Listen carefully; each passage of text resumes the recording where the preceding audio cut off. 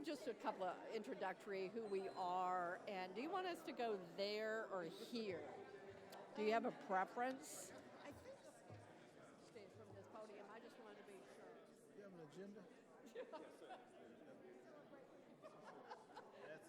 contains all the other information. It's only what we had there. So it's either. Okay, so we're going to want to be here. Okay, great.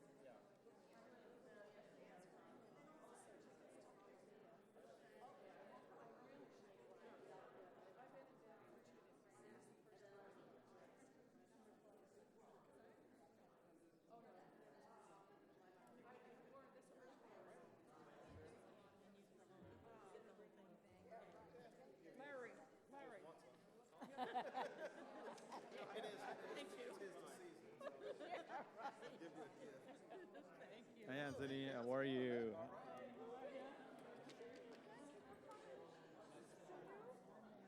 Nice to meet you, Marilyn.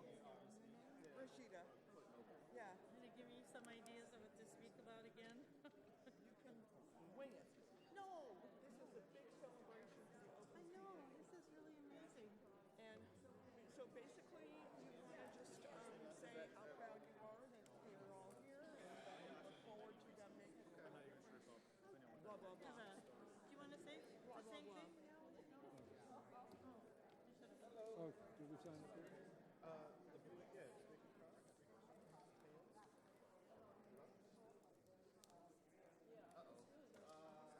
Do we have more speaker cards? Yes.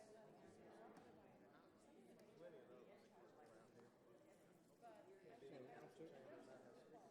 So we do it by the item? Item. Yes, sir. Did you sign up?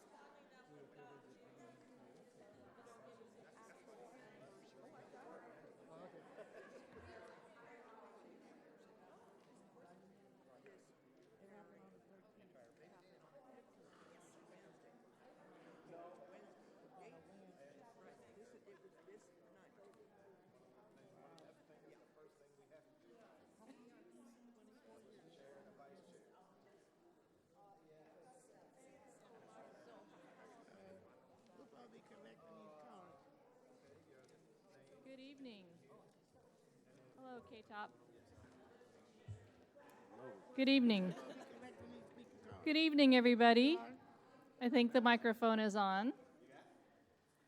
So we're going to take care of some housekeeping before I call the meeting to order. How about that? I'm going to take care of some housekeeping. For those of you who are not familiar with the building, we have a women's restroom outside this door and around the corner, a men's restroom outside that door and around the corner. If you were to go out the front, women on this side, men's restroom on that side. Exit, emergency exit, same doors that I just pointed at. My name is Stephanie Hom. I'm with the City Administrator's Office. The other thing is we have speaker cards up at the front. Many of you have already figured that out, and Anthony and I are both collecting those. Many of them are for open forum, and you can also list other agenda items. We have hard copies of only the agenda itself, but not the entire packet. We will do our best, and I'll speak to the commissioners on this, to try to elaborate on our comments so that people can follow along and know what we're talking about. I was asked, microphones. I believe, at least this first half of the meeting, if you're getting called to recognized to speak, push the mic button, and that'll turn on your microphone. Please remember to turn it off after you finish speaking, otherwise I think we get some feedback. Thank you. If you can share, that would be great, or we can move you down. Okay, or we can give you your own. Great. So, testing. There you go. Excellent. That Thank is you. Thomas Smith on mic right there.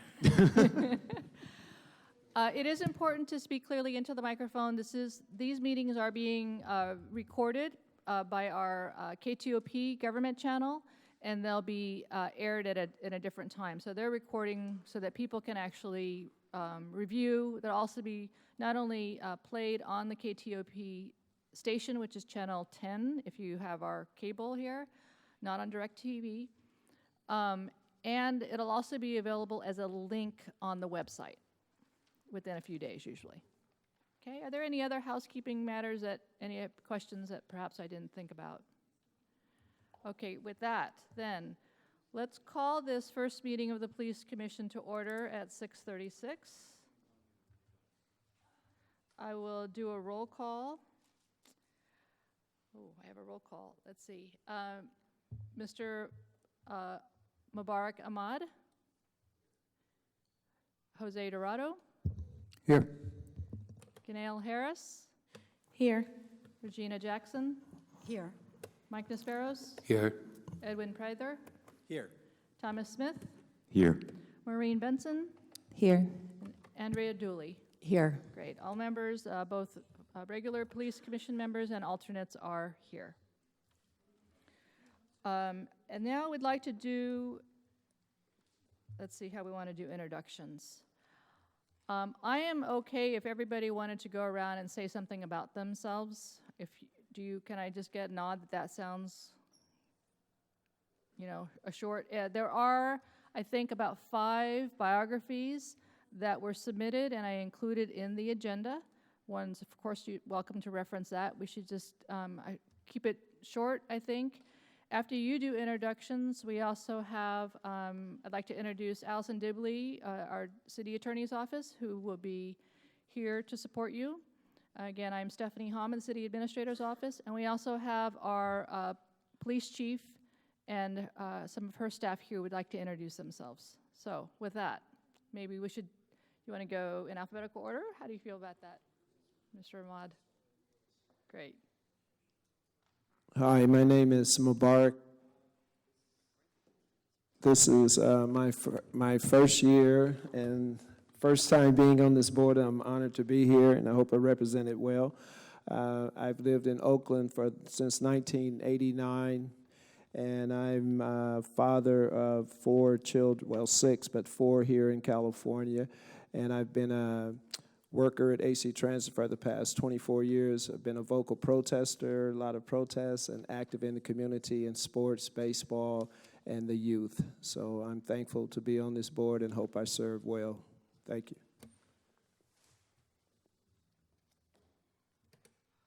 My name is Jose Antonio Dorado. I was born and raised in Oakland. I have 3 children, 3 grandchildren. I do taxes and bookkeeping. And I'd just like to quickly thank my wife, because if it wasn't for her love and support, I wouldn't have been able to put in an application. I'd also like to thank Rashida Granaj and the Coalition for Police Accountability for their tenacity, because if it wasn't for that organization, we wouldn't be here. Also, the Community Selection Panel for their hard work and dedication and long hours that it took to get us to this point. And last but not least, the members of the community that supported my application. So thank you all. You will, I know, hold us accountable as well. You should. Thank you.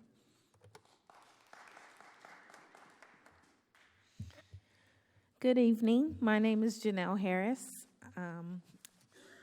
Oakland is my home. I'm from East Oakland.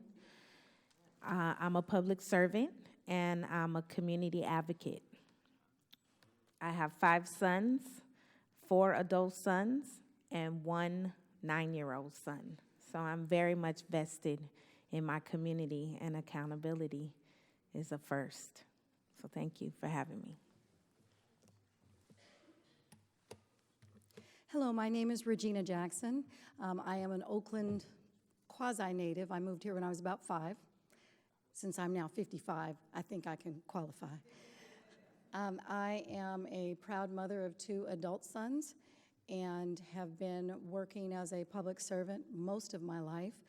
Many of you may know me as the president and CEO of the East Oakland Youth Development Center, where I've served for 23 years, primarily developing the social and leadership capacities of young people. When Mayor Schaaf first became mayor, I asked her if she was going to have a police commission, and because I knew that there was a lot of work that needed to be done, and I wanted to help be a voice in that work. Thank you for the tireless efforts of all of the entities, including the Citizens Police Review Board, and all of the folks that got us here, as Jose so eloquently said. I intend to be a voice for all of you, but as you well know, my expertise is young people. Thank you.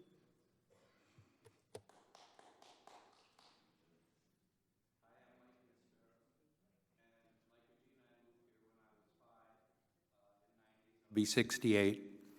So I've been here a while too.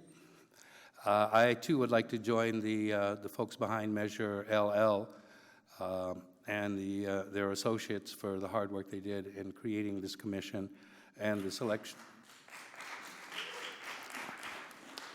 And the selection panel. I can't imagine doing that many interviews. That was just awesome what you did. And I'm committed to carrying your efforts forward the best I can, and I hope you'll be here to monitor us and make sure that we do that. Thank you. Good evening. I'm Edwin Prather. I'm an attorney. I have a small law firm in San Francisco. I've been an attorney for 20 years. Been an Oakland resident for 15 years. I have 3 children, all in Oakland schools, 1 in high school, 1 in middle school, 1 in elementary school. I'm very much looking forward to rolling up our sleeves and getting to work with my fellow commissioners and serving the citizens of Oakland. So thank you.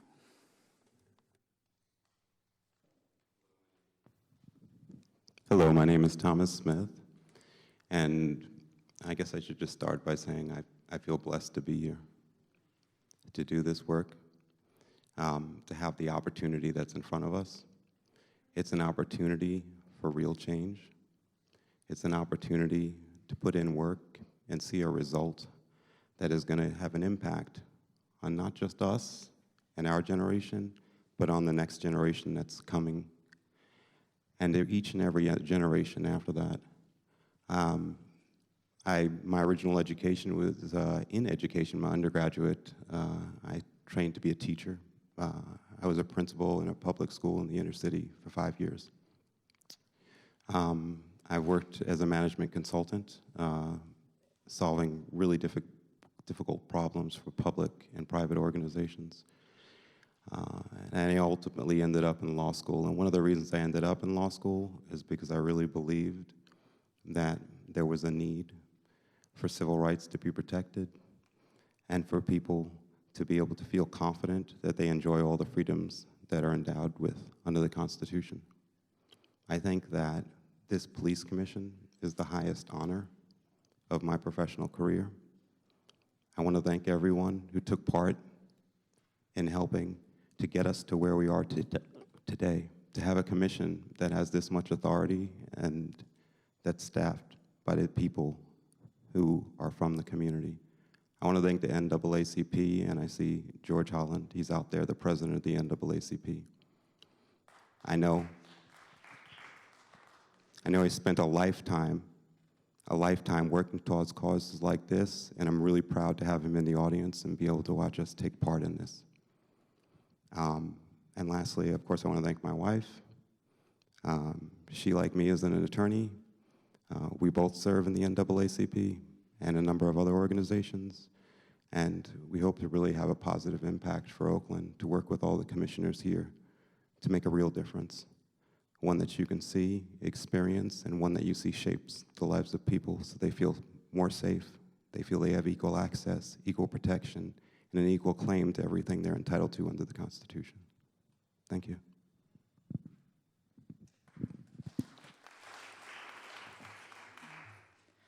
Good evening. My name is Maureen Benson.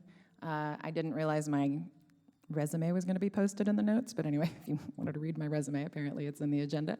But I've been in Oakland since 1999. I'm a former teacher and high school principal here in Oakland, and for the last 9 years been working explicitly in racial justice work with social impact organizations in the Bay. I'm deeply honored to be here. I'm sad that we live in a time in society that such a commission is necessary, but grateful that we have the opportunity to do the powerful work, because I know we're all here that we love Oakland and we love Oaklanders. Also deeply committed to making sure that we elevate the voices of youth and all marginalized groups in Oakland to ensure a city that is equitable. Thank you.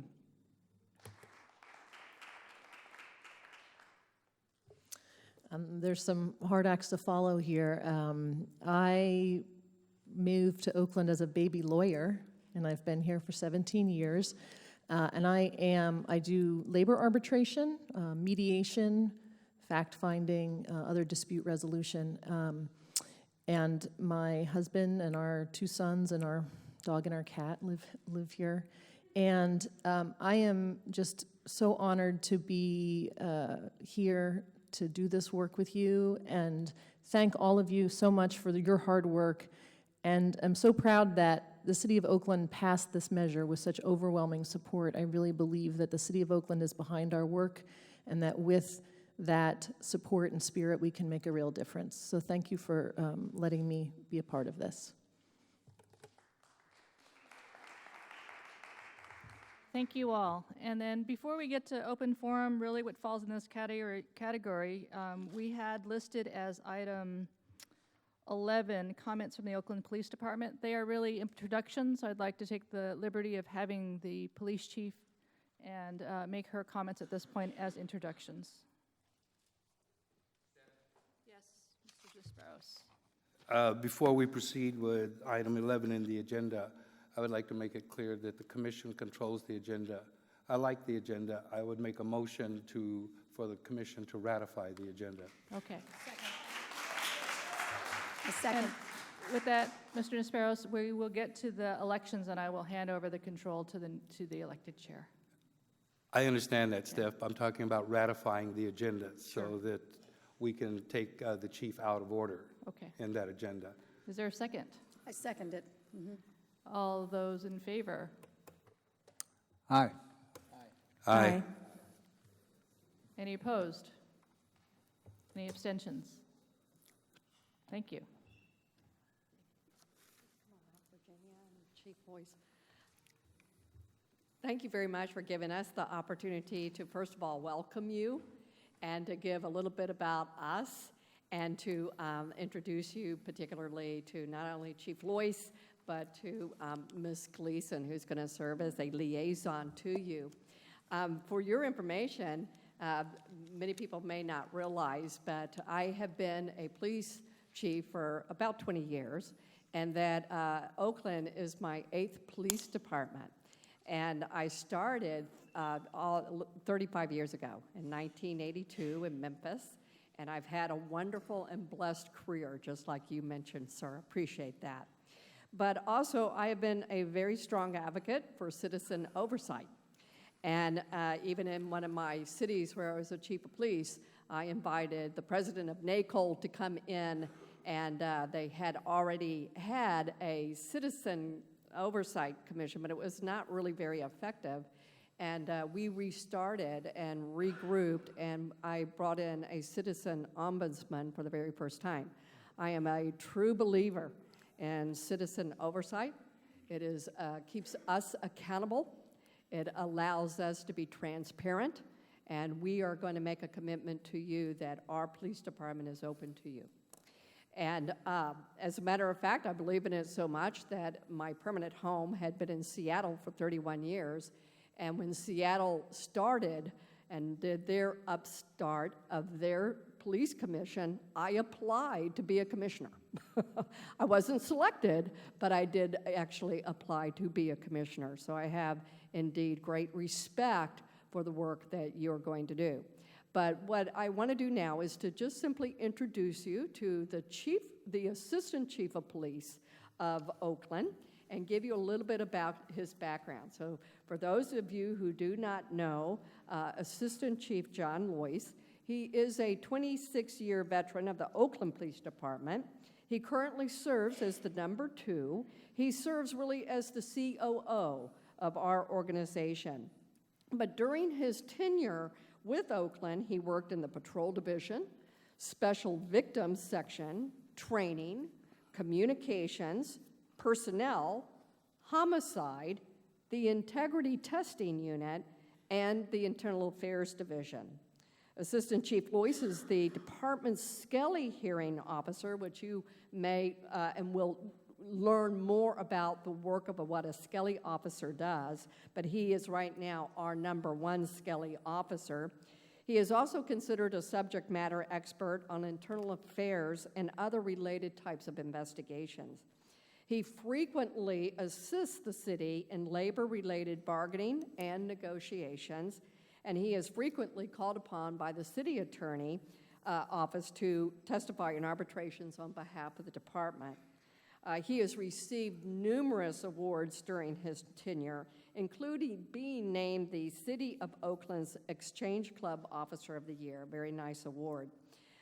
He has a bachelor's degree in criminal justice, also in management and leadership, and he's a recent graduate of what we call the Senior Management Institute for Police in Boston. It's a very prestigious school to be accepted into and to graduate. Lastly, he's been married for 28 years. He has 3 adult children. All 3 of his children are Annapolis graduates. All 3 of them married Annapolis graduates, and all 6 of them are in flight school today. So thank you, John. Now I would like to also introduce to you who's going to be your #1 liaison from the police department to you and will serve you well. But Virginia Gleason is become our deputy director overseeing the Bureau of Services. But previously, she was the governance advisor for the City of Seattle's Department of Information Technology, the chief strategic advisor for the Seattle Police Department, and the professional standards manager for the King County Sheriff's Office. Prior to working at King County at the Sheriff's Office, she served as the senior prosecuting attorney, or one of them, for King County. She's been the senior counsel to the Port of Seattle and has been the administrative manager of the Port of Seattle's, which is SeaTac International Airport.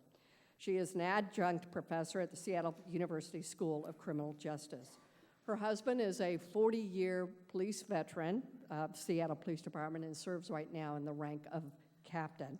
I've known Virginia for 20 years. For those of you who may not know, I have a bachelor's in business administration. I have a master's in counseling. I am a Juris Doctorate. I went to law school, but I'm also a licensed attorney. And I have been a licensed attorney coming up on my 28th year. Virginia and I are both licensed attorneys in the state of Washington. So with that, I just wanted to welcome you again and let you know we are here to serve you. Chief?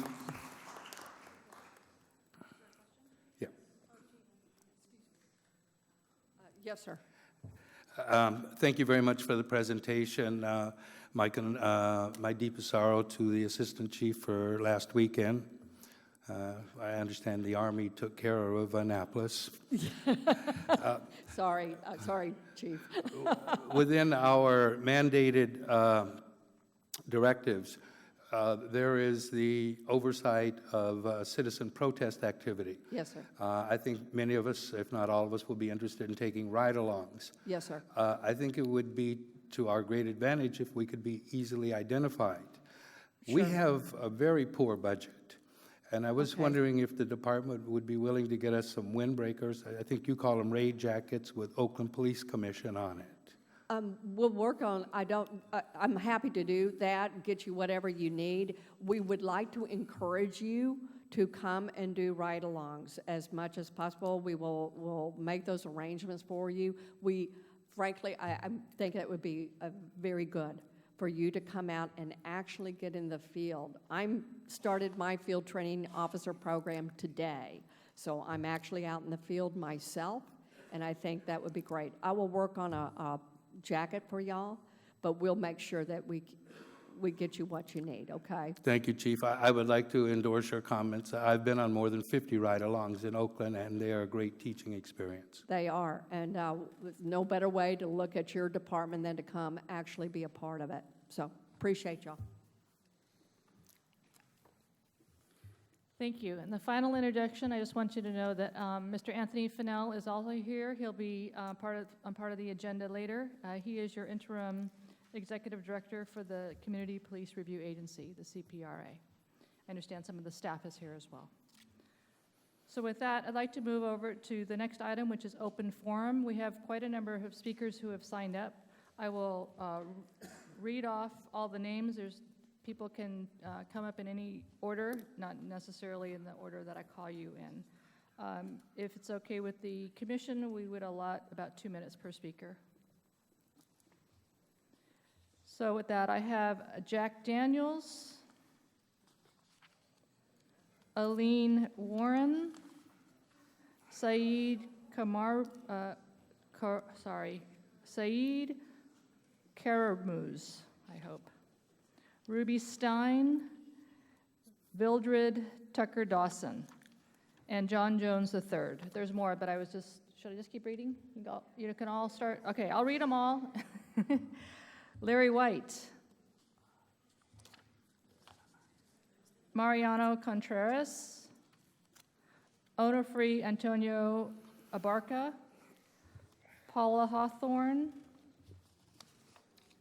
Jorge Lerma, Elliot Hostman, Lori Lee Boserman,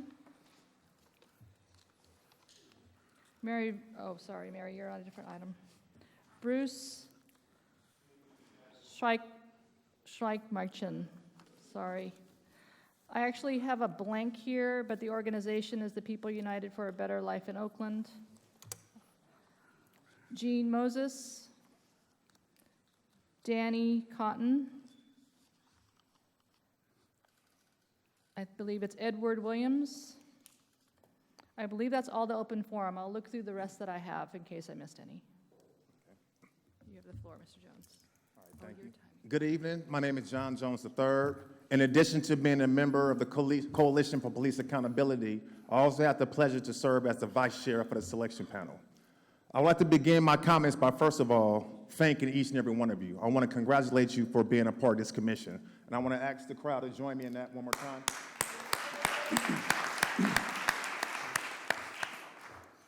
Now that we got the niceties out the way, we really know why we're here.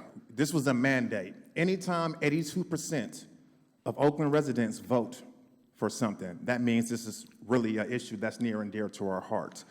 And I want to encourage you, but I also want to advise you that this would not be an easy journey. By no stretch of the imagination. This is a very serious, real thing. We have to redeem the reputation of our city We have to ensure that we're protecting the residents who live here. And above all, we have to continue to hold the department accountable, because what has been happening is totally unacceptable. I appreciate Chief Kirkpatrick with our opening remarks, but I also want to remind us all that we are still under NSA, 14 years and counting. That's unacceptable. It's unacceptable in a city that is in dire need of resources. Funding is continuing to be allocated not just to the department, but also to pay off these police brutality cases. This city has many needs. Housing is one. We need a better educational system. But at the end of the day, I understand what your purview is, and I want you to know you're not alone. We're here with you. We have your back. We will support you. Don't be afraid. When I served on the panel, I'm going to end with this. Where's the clock at? I don't see a clock. And you know I get to talking. But I want to encourage you, because one of the things I fought for was the right for formerly incarcerated people to give back to their community. Sometimes we stand up for things that might not seem easy to do, but we're not in it because it's easy. We're doing it because it's the right thing to do. So I encourage each and every one of you, do the right thing. Thank you very much.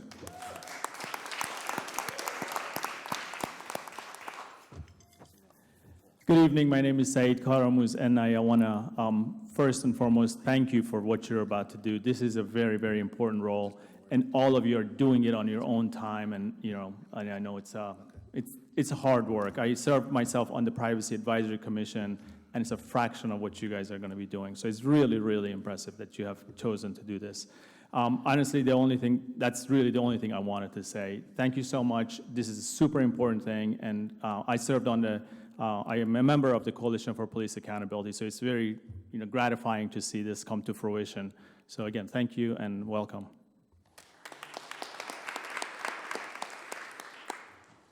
Hello, my name is Vildred Tucker Dawson. I just want to say congratulations to each of you. And the task at hand is going to be a very, very difficult one, but I'm sincerely hoping that it's a fair process for our citizens in Oakland. Both Rashida, myself, and Gwen Hardy embarked on this endeavor 23 years ago, and I'm so happy to stand here now and be proud that we did get that part accomplished. So I hope this process is fair. Thank you.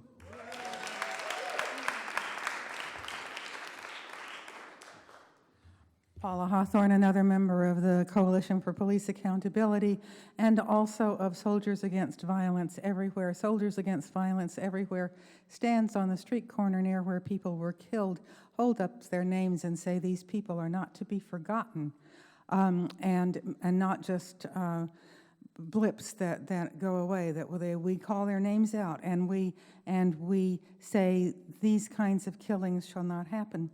To us, names are very important. We're missing a name, and we're missing the name of the person who was killed by the police on September the 28th.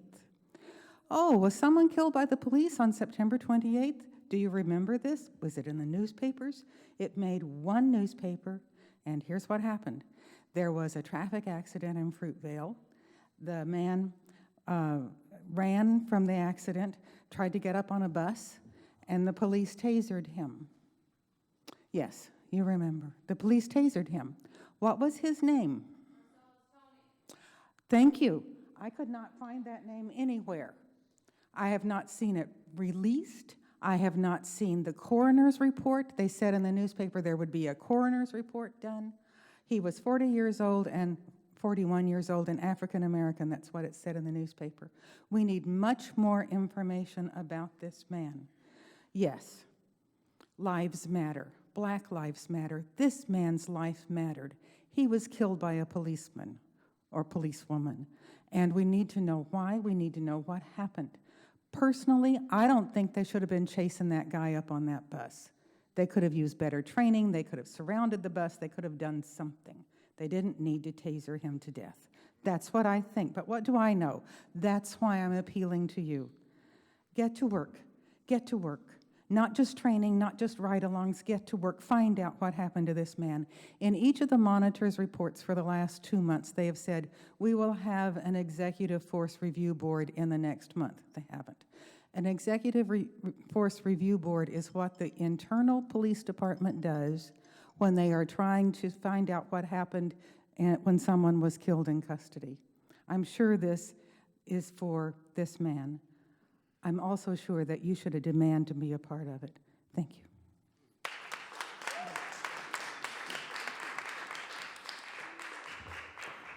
Aline Warren, I'm also a member of the Coalition for Police Accountability. Just want to say what many others have said and will say, that we are very happy that you have agreed to take on this responsibility. I, for one, believe you will be able to do the job that we as citizens in Oakland think you will be doing. And I also think that it's important that everybody know that these meetings are available to the public, because there wasn't a whole lot of publicity about it, putting it. So yes, we will be watching, but not in a negative way, not in a critical way, just in support of you. Thank you.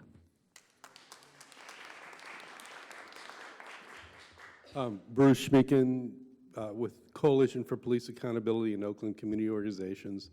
And I can't believe I'm down here at City Hall making a public comment to not complain about a particular agenda item, but I think this is an important sort of beginning day to something. This is an important beginning day to something that is very important and crucial and was demanded by the Oakland citizens.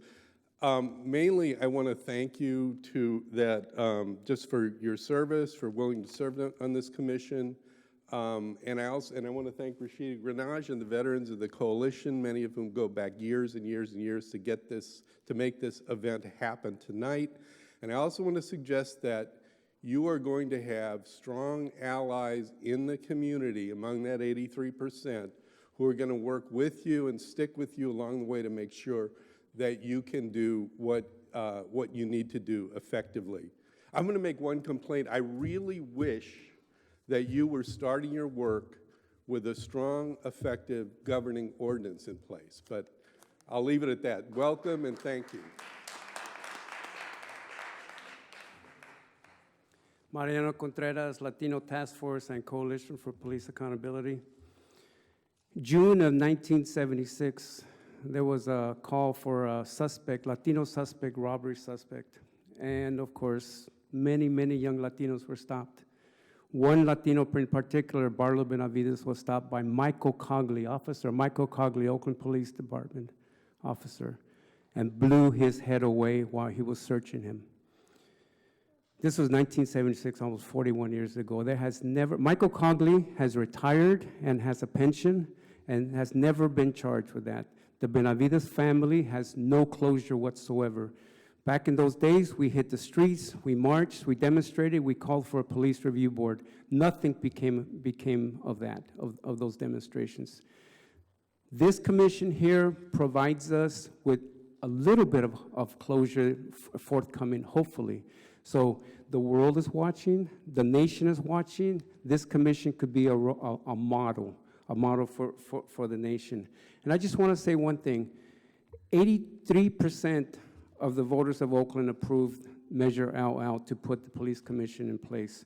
I just want to say, if you look up grassroots organizing in Google, Wikipedia, or maybe even a Webster's dictionary, you might see the Coalition for Police Accountability in there as a definition.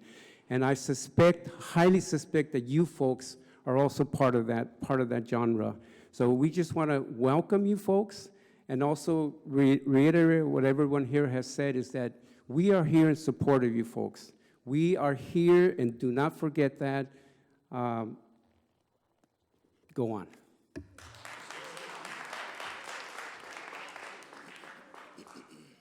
Onofre Antonio Abarca, I'm here to welcome you, to support you, to thank you for taking this serious work. It's needed, especially here in Oakland, especially for the Chicano, Mexicano, Latino community. It's needed for the police to be accountable. Especially the Mexican community, we are under attack right now. And it's coming from the White House down. And the thing is that whether you're born here or not, they don't know who's undocumented or you were born here or not. So we constantly under the threat of being stopped for whatever reason. And Chicanos, I mean, we have grown accustomed to that. The immigrant community is under attack also, as a whole. So you're going to be under a lot of threats. They're going to be forcing you to do something that you're not supposed to do. As the first speaker stated, do the right thing. Always, is this good for the working class or not? Is this good for the common folks, the community? The schools are under attack. Public schools are under attack. So your work is going to be very serious. And you're going to be under a lot of pressure. But we're here with you to support you. Thank you.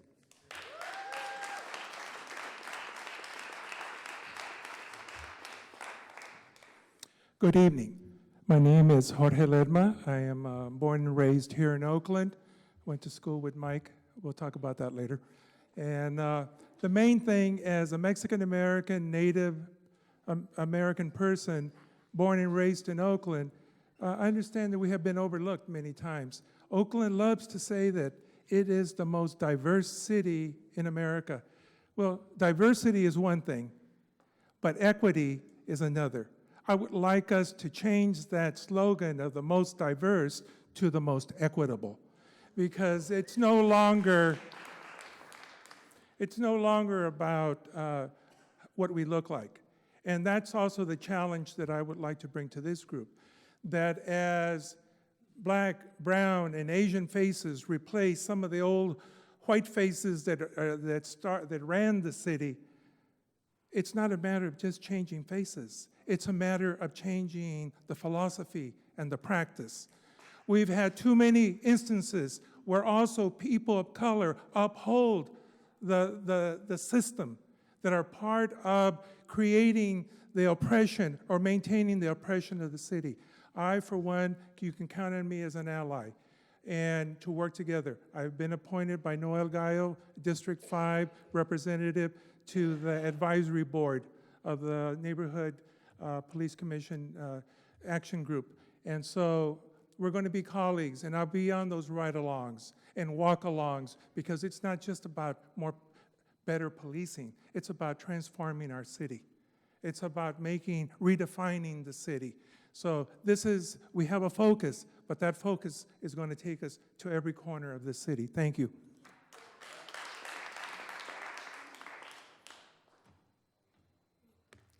I'm Mary Vale, and in addition to living in Oakland for over 32 years, I'm a member of the Coalition of Police Accountability. I've been working on Bay Area police accountability issues since 1975. I was proud to serve as District 5's representative on the selection committee. I want to mention to you an issue that has only come up indirectly, and I think the way it's been handled in the past is why we're still under federal oversight and why there is still very little culture change and very little accountability in OPD. And that's the question, and it stalled the implementation of the ordinance. We had some controversy during the selection process from them. The police union has been allowed permissively by the city to negotiate about the CPRB staffing, things that are outside their basic scope of representation, some of which are city policies. In this case, we have an oversight system that's been approved by 83% of the voters, or something that is public or private sector. And I'm a 25-year union member, it's a management prerogative. And so as you go forward over the next couple of months, and the council resumes after the first of the year, consideration of your ordinance, it's very, very important to not have the union negotiations, meet and confer, negotiations that should have ended long ago, even if they were courtesy negotiations, and you guys and the community, and will support you in having basically you, the council, decide, and the community would decide what's in that ordinance, rather than things being carved out and taken away by the police union. And lastly, with respect to the selection process, one of the reasons that we have the selection committee, and one of the reasons that all of you have been deeply involved in the community but less involved in electoral politics, is the stranglehold that police unions have over public safety policies. We wanted you guys to be several firewalls away from the political pressures from the police union so that you can make decisions, whether it's personnel, policy, how you're going to manage the agency staff, be made based on the facts and the merits and community input rather than what will keep me from not being in trouble with the police union, which sadly, one of the reasons we had to go to the ballot for this to enshrine it is because of the police union's pressure. So it's going to be a hard and a challenging task. And if you engage and stand up for implementation of LL as it's supposed to be in your roles, we will stand by you. Thank you.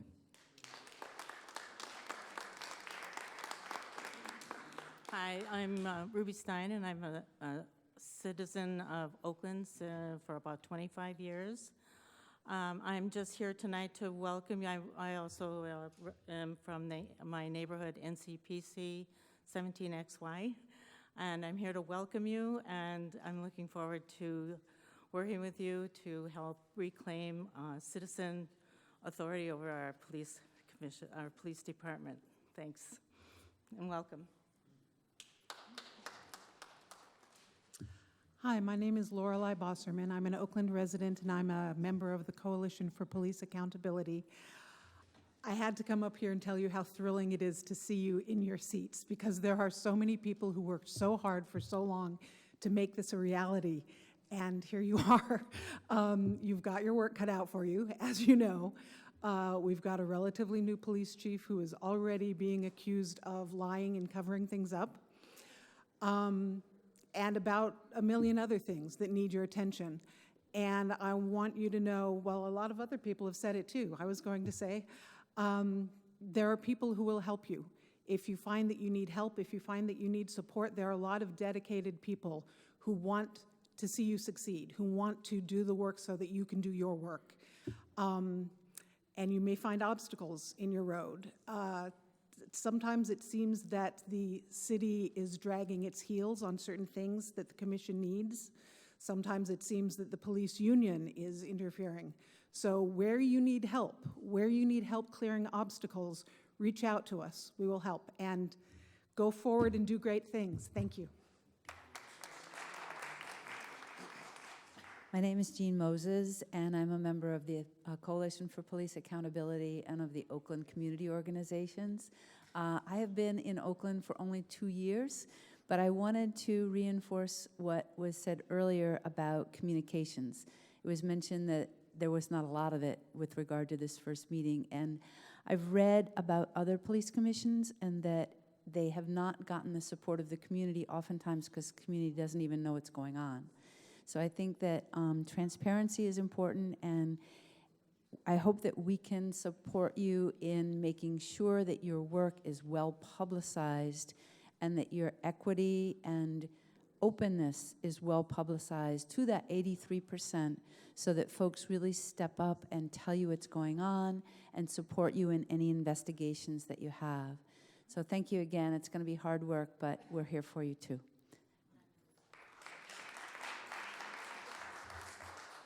My name is Elliot Hossman. A lot of folks have spoken about the mandate that y'all have from the city of Oakland. I'd like to remind you of another mandate, which is to defund OPD. I mean, that was the major theme of the budget discussions, and I'm a little disheartened, Mike, that their first hard-hitting question for the chief is asking for swag.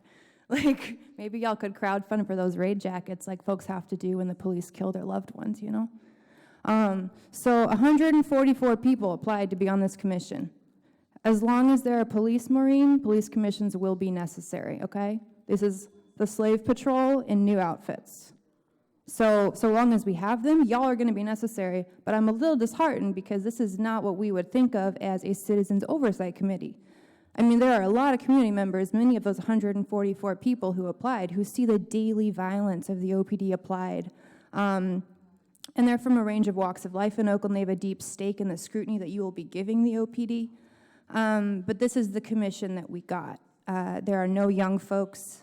I don't know if y'all identify as any particular way, but I hear a lot about marriage and children. I don't hear any like single, queer, trans folks on here that are also the target of police violence. There's an overwhelming amount of like legal nonprofit professionals. Like, I respect y'all and notwithstanding your past life experiences, but y'all can't really relate to like the material reality of the vast majority of Oakland residents who struggle with the cycles of poverty and oppression that those guys are forcing on them. And that the Mayor Libby Schaaf has also forced them into through city government negligence, manifesting in the school-to-prison pipeline the current housing crisis. OPD is a vast and unwieldy spider's web of brutality, deception, and corruption. And the residents of Oakland have long needed oversight, but this body is not, as I can tell, by and for the residents of Oakland. Y'all have already been compromised by allowing 3 mayoral appointees and a mayoral alternate. Y'all are collaborating with the mayor's agenda of repressing residents and paving the way for greater waves of development and gentrification. OPD has been under federal oversight for 15 years, and there are so many areas where your action is needed. This is a start. There's no celebrating yet. I'm not celebrating this as a historical moment. Y'all have to make history. We're watching.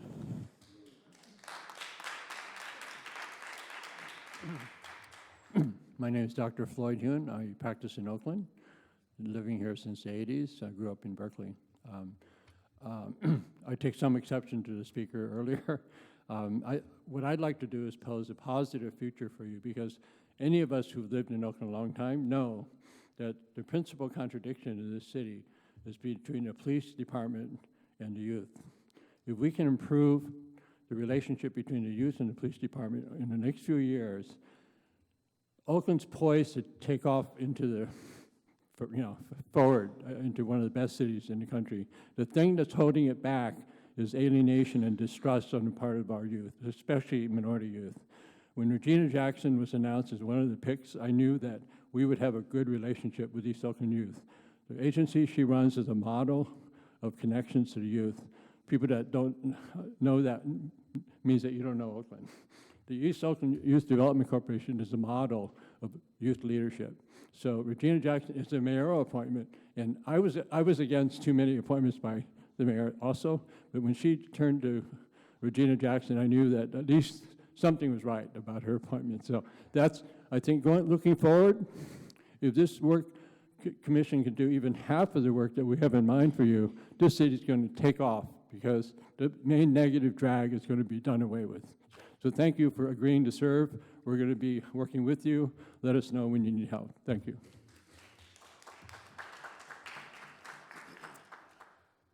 My name is Jack Daniels, and I'm actually quite new at this type of forum. Okay, can you hear me? Can you hear me now? Okay, I'm actually new at this forum, but because I've been actually on both sides of the spectrum in reference to dealing with the police and being politically active, I feel that I want to be a part of the going-ons in this proceeding. So I would ask the panel to consider me as an advisor in mostly all capacities in reference to the city, because I've been there, done that. Thank you.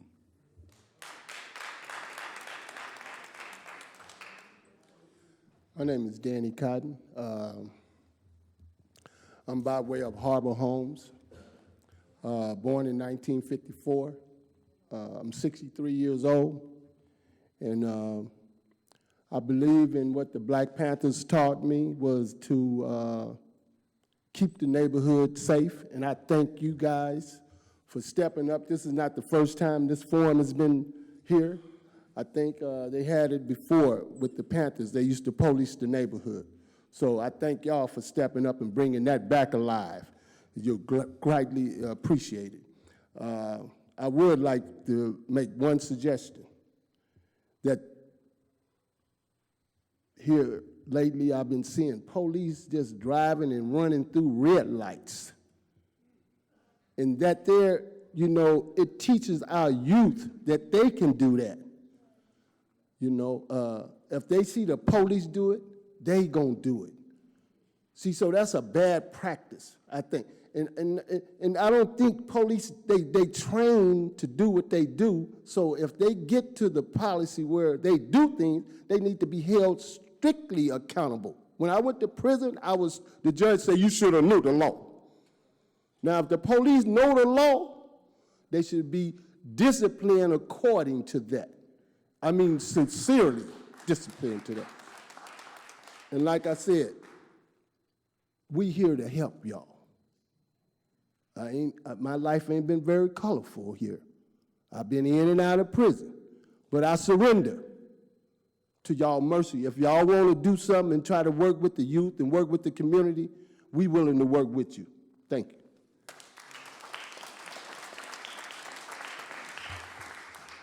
Good evening. My name is Elise Bernstein. I'm a member of the Coalition for Police Accountability and Act for Racial Justice.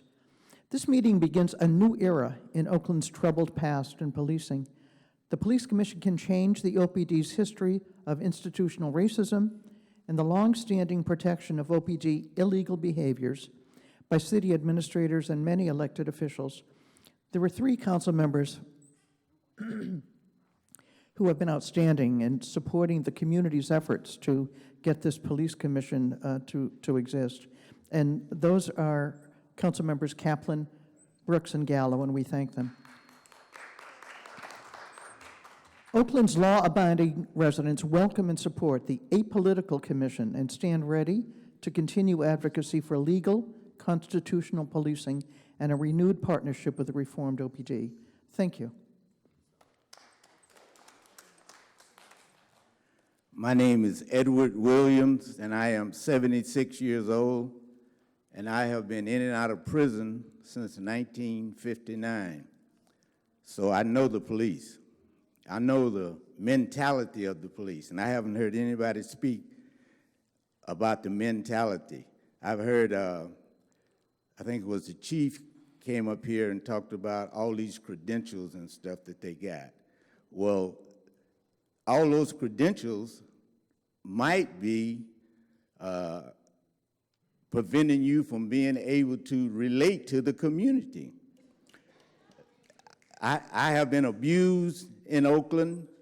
I just got out. I've been out almost 4 years. I just did 30. And so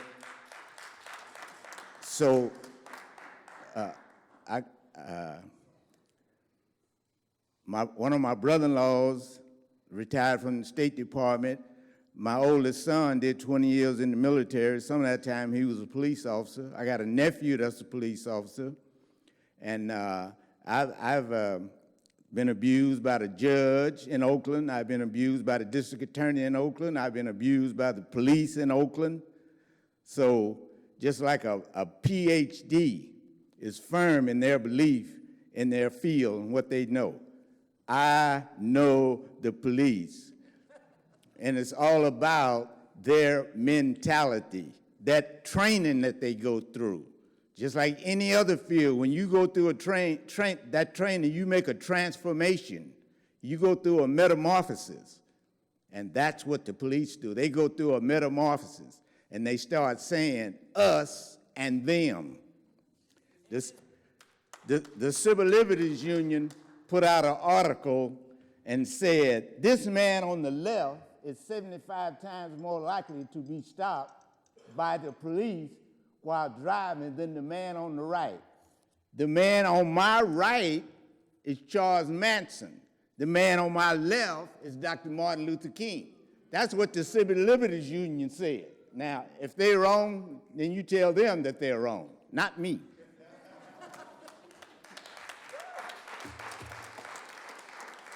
Thank you.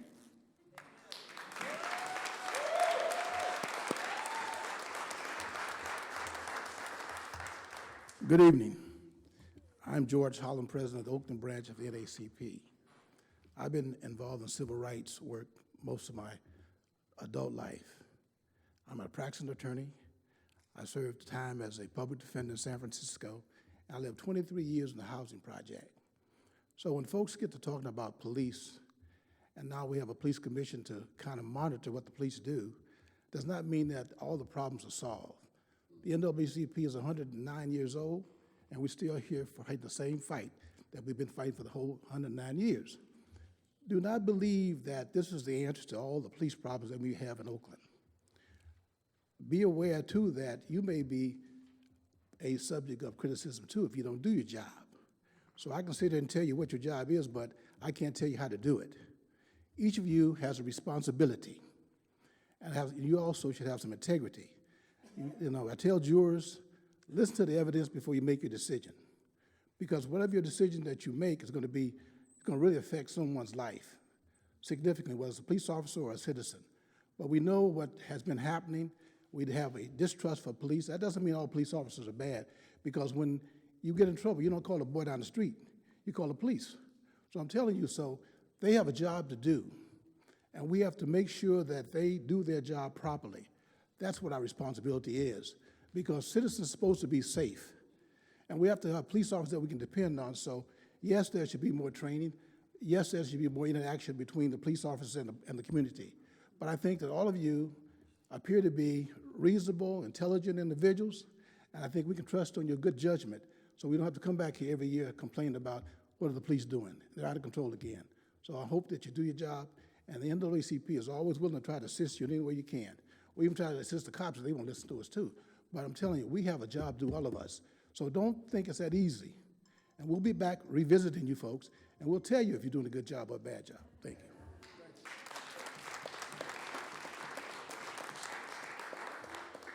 So thank you and good evening. I know a lot of you, not all of you, but I think what you hear tonight, and there's a big call of people who worked on L to come out and to give you both the boost and also the reminder that 81% vote was pretty serious, but also in the really hard work that the NAACP and the work that this lady, who's probably going to be the last speaker, did, is they made you the strongest police commission in the nation. Your independence, not only your independence, but the resources you have to independently investigate, and independent staff that reports to you, and you're not going to be leaned on by the whims of the current mayor or the police union. You really have the ability to speak truth and to change the history of the city in terms of its police relations. I want to say that it's a very different police department maybe than we saw a decade ago. When I became mayor, we were regularly shooting 10 to 15 people a year. Last 2 years of my being mayor, we shot nobody, right? And we've had many few shootings. Many of the young people that Regina cares about, the reports by Dr. Eberhardt and are being the first police department in the nation to require cameras. Those are powerful tools, and you need to use them. You need to weigh in on the federal monitor's reports. You need to look independently at those reports. You need to ask Dr. Eberhard here and come to talk to you, too, about what next cultural changes can be made.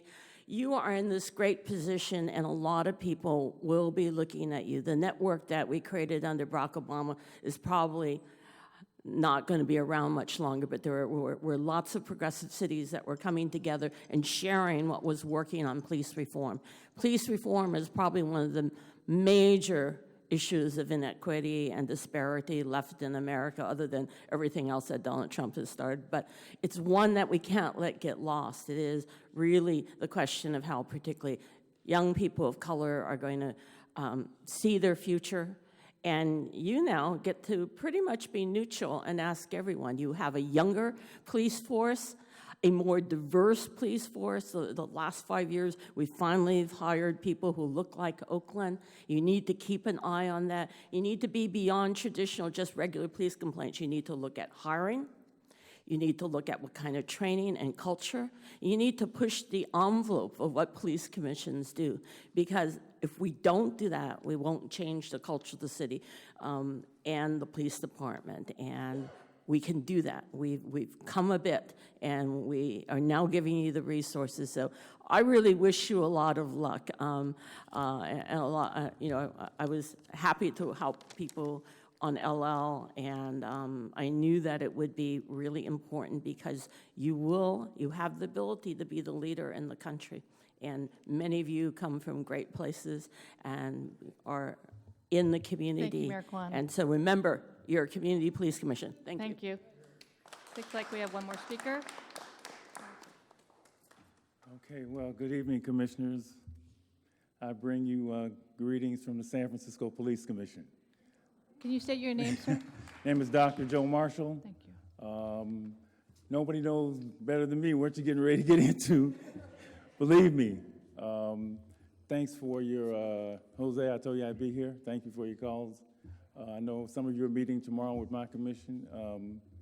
You're getting a taste now of what it's going to be, but you can do great for the city of Oakland. And I just want to say it's going to get rough. The time's going to be rough to keep your eyes on the prize. That's the main thing, is keep your eyes on the prize. You're right at the beginning. Anything I can do, especially in those rough times, because I go through them all the time, to give you any counsel, guidance, or just a shoulder to cry on, I really would love to do that. Just hang in there. That's all I want to say. And you are really stepping into a service. You're really stepping into a service, and just stay focused. Keep moving forward. There'll be easy nights, there'll be rough nights, there'll be short nights, there'll be long nights. But just think about the good that you're going to be able to do, both for the citizens and for the department, and you'll be fine. So good luck. Thank you. Okay, I think that those are all the open forum speakers, unless I missed somebody. Great. No, she didn't, on a different item, I think. Sorry, did I miss your name, ma'am? For open forum? Please step up. Yep.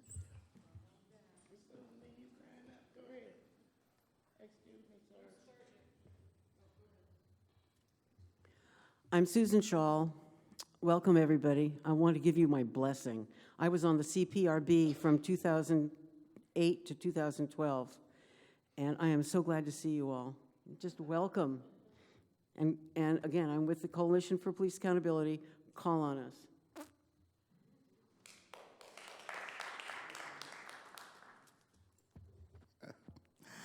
I'm Gwen Hardy. Excuse my voice. I'm sorry. A lot of you are wearing perfumes and colognes, and it's getting to my allergy. I hope that I don't lose my voice before I leave here tonight. I am a member of People United for a Better Oakland Pueblo. I have been a member of Pueblo since its inception, 1989, and I have never been on the payroll. Every hour that I have given Pueblo has been as a volunteer. In Rashida, you can help me remember some of this stuff because you know I'm getting old. I just celebrated my 75th birthday in October. I believe it was in, was it 90, 94, 96? That we kicked off the campaign Community Safety and Police Accountability. And we had what we call home run strategy. And it went like, from the home plate, first base, second base, third base, and you go to the third base and then back to the home plate. And at the end of that, we said we wanted to create a police commission. Now, Rashida hadn't even seen that stuff and had forgotten all about it. But in the early 2000s, Rashida had to step in to be our director. to keep Pueblo going because of some fiasco, and we lost a lot of our money. And Rashida kept our organization going. And she was our director for a number of years, and then she decided she needed a break. But before she broke, she started the Coalition for Police Accountability. And some of all these people that are present here in this audience are part of community safety and police accountability. But I want you all to remember that it came from Pueblo. People united for a better life in Oakland, okay? There's something else that I want you to remember too. The mindset of this city and the OPD needs to be changed. And don't ever forget it, whether you're red, yellow, white, blue, or brown, or purple. Remember, this is all about the people of Oakland.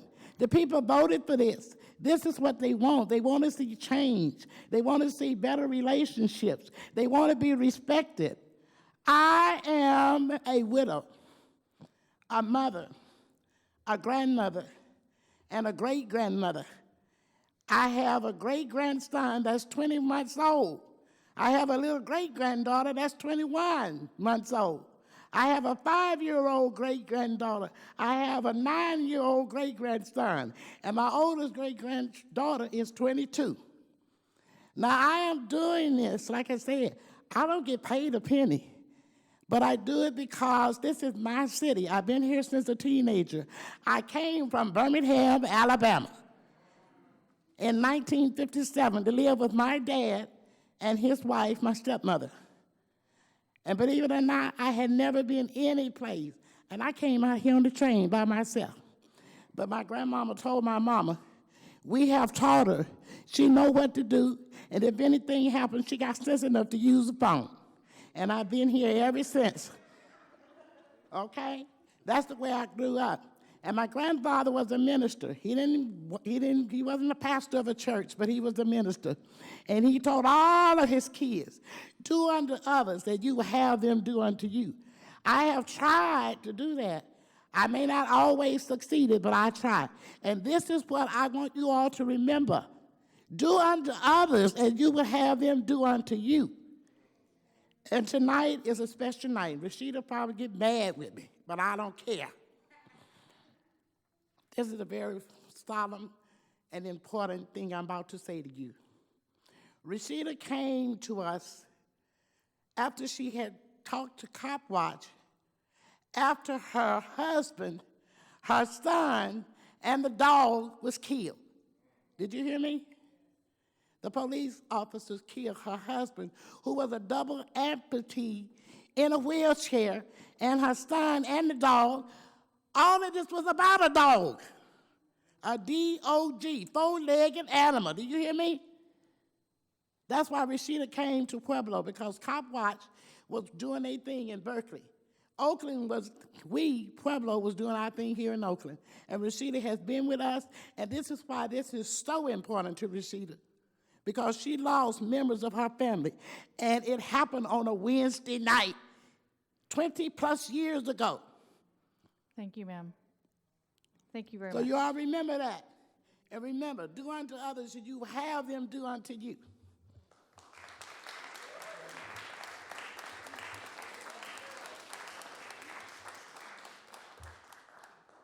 Okay, I believe that is all your open forum speakers. And we will move to item 5. You have a hand. I have a hand. Yes, sir.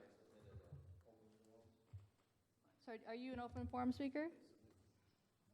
Do you want to speak, sir? Yes. Okay.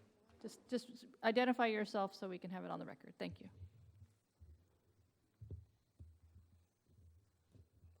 Good evening. Congratulations. It's good to see some colleagues up on there and a classmate. So I know we'll be reflective of the community. I was born in Oakland. I lived in Oakland, graduated from school in Oakland, worked and had a business in Oakland, several businesses, one of which just finished up Highland Hospital.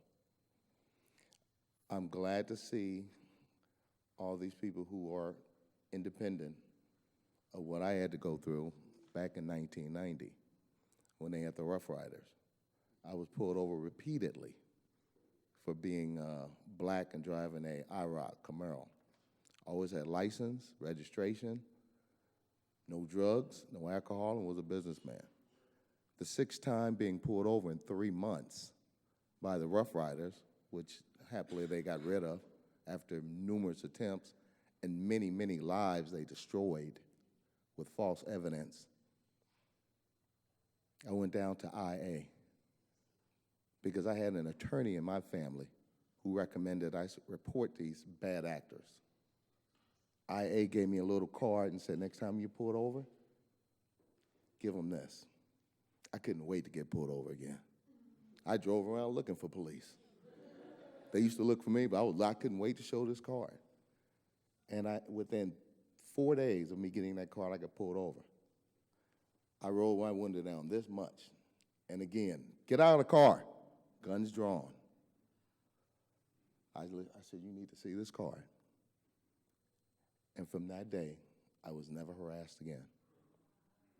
Now my title is Chairman of Labor and Industry and Economic Development for the NAACP. So I understand what a bad cop can do to a good black or brown life. I could be on the other side of the law.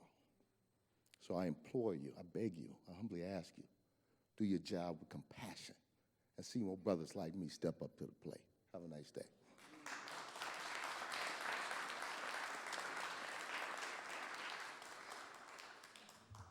Okay, item 5 is an action item for you all, to elect a chair, and after that, a vice chair. And you did do introductions. I don't know if you feel that's enough to make some nominations. Mr. Nesperos. Thank you, Ms. Hom. I would recommend to the board, since we've just met each other and don't know, that whoever's interested in being chair identify themselves, and that we alternate, allow them to chair a meeting so the rest of us can observe how well they handle the gavel and hold the meeting together.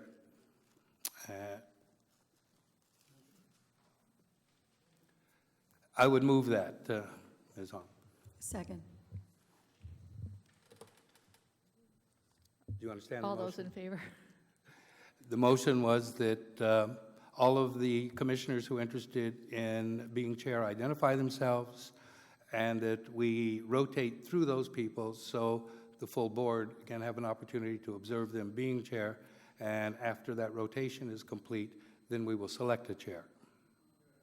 So there was a second. Are all those in favor? May I be heard? Can I be heard on that? Yes. Before? I understand the rationale behind it, but I do think it sets a precedent issue for future elections. Why don't we do that every year or down the road? I'd like to see if there are people who are interested first, and then let's discuss, is there a procedure necessary or so, just based on kind of who it is and everything else, before we vote on a process, before we see, who wants to self-nominate, or if there are any nominations at all.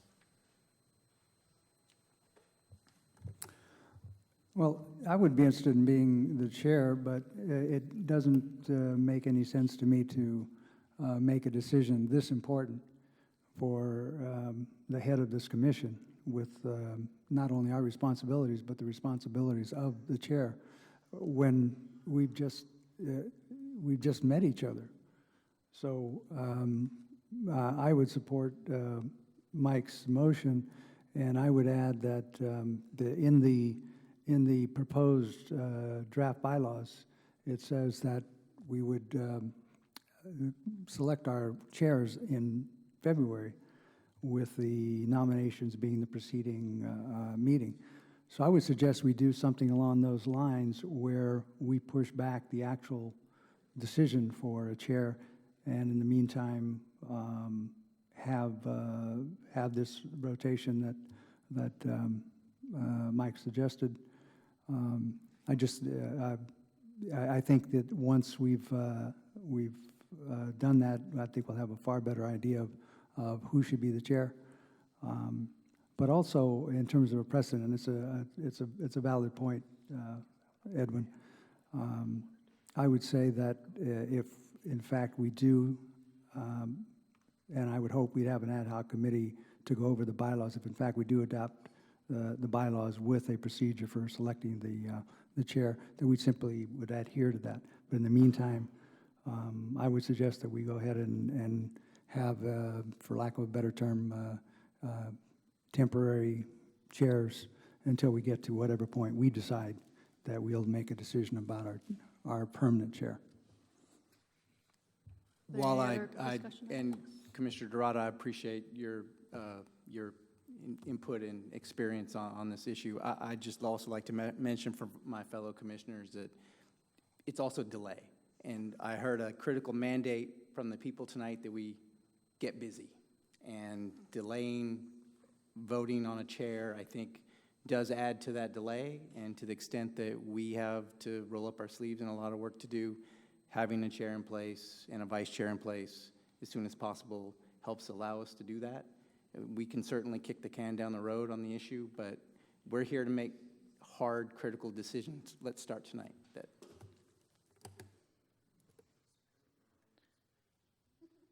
I second. Are you seconding the motion has been seconded? I think if there's any further discussion at this point, people are weighing in on that before you actually vote. Question regarding process. So do we have any other examples of processes for San Francisco or any other kinds of commission? I mean, I know that everyone that's been appointed to this commission has extraordinary capability, but, you know, I don't know them. And while we're talking about making a tough decision tonight, you know, is it also possible that we make it a shorter term so that if that person, you know, is not the leader that we expect them to be, that it can be changed? You know, I just think that tonight is quick. We are meeting again in 2 weeks, right?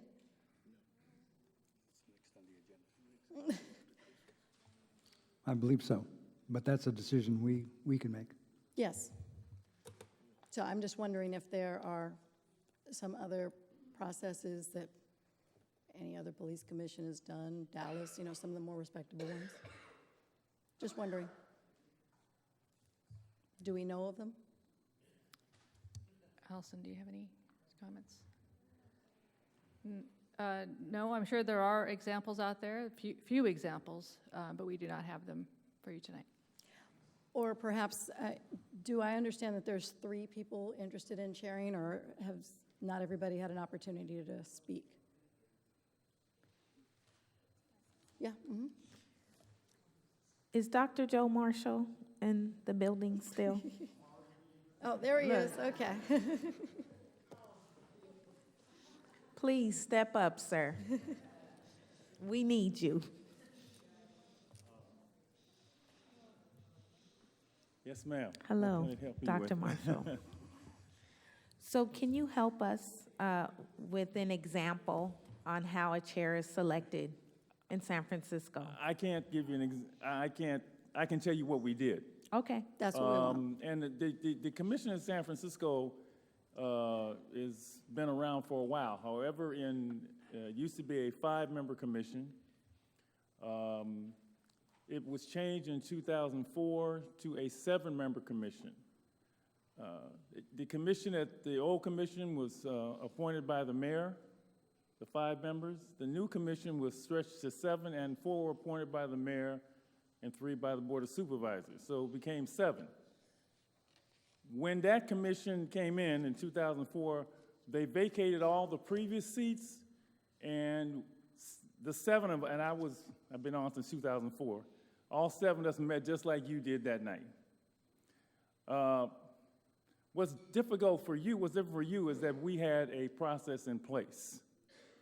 So we had a tradition, we had this. However, there were 7 of us that night, and that night, we did elect a president and a vice president, even though none of us knew each other. We entrusted somebody that night with the office, the role of officers. That's what we did. The only similar thing is that we were 7 new people, just like you're, what, is it 9 of you? Is it 9 or 7? Anyway, the whole new group. But that night, we decided amongst ourselves to make somebody president and vice president. The term at that time, I believe, was, it was 4 years, and then we had annual elections after that. So that's what we did. That's what I can offer. Thank you for sharing. Thank you. Appreciate it. Given that, and I just, I want to be thoughtful, but if they can do it, I guess we can too. So I'm again trying to clarify, are there 3 people that want to be chair, or are there more? I've only heard Mr. Dorado expressed interest, unless I am wrong. Is anybody else expressing interest? Didn't you express interest? No? Okay. I'd like to nominate Thomas Smith to be chair,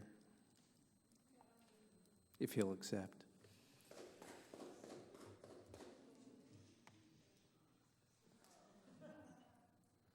So we have Thomas Smith and Jose Dorado. Oh, Mr. Smith wants to speak, yes. I accept the nomination. Thank you.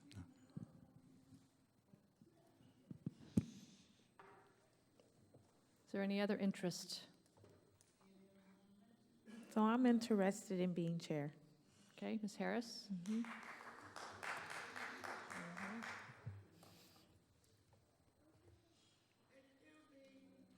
So even having said that, though, you have a motion on the floor, which was made by Mr. Asperos and seconded by Ms. Jackson. Do you want to vote on that? And that's the rotation, the idea to get everybody's interest and rotate, and then choose after. I mean, it's already on the floor, so we need to make a decision whether you're going to go in that direction, or you want to continue discussion on that. So I believe I was hasty. I would like to rescind my second. Okay. I will withdraw the motion. Okay. Well, there we go. I wanted to say I want to withdraw my own nomination so that it's just Thomas and Janelle as candidates.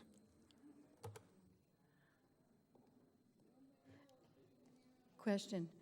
So we are responsible for installing both a chair and a vice chair, correct? That's correct. So, no, I got that. I was actually hoping that we could be expeditious. Does anybody want to relinquish, be chair and then be vice chair? You could. Excuse me. Parliamentary, the procedures means that you need to have public comment before you even vote. Okay? Thank you. So far, I don't have any speakers signed up on this item, number 5. All right, well, we'll all sign up right now. Yeah. No problem. So, is there any further discussion? Let's hear from the community. Okay. So, based on Mr. Dorado's request, he wants to hear from public speakers. Why don't you identify yourself in the microphone? My name is Pamela Drake, and I'm with the Coalition for Police Accountability Block by Block Organizing Network and the Wellstone Club. And I think this is really important at picking a chair, and I think it's really important, to be quite honest, the chair should come from the community members who came from the selection committee, especially the very first chair. So please go ahead and honor the community by doing that. Thank you.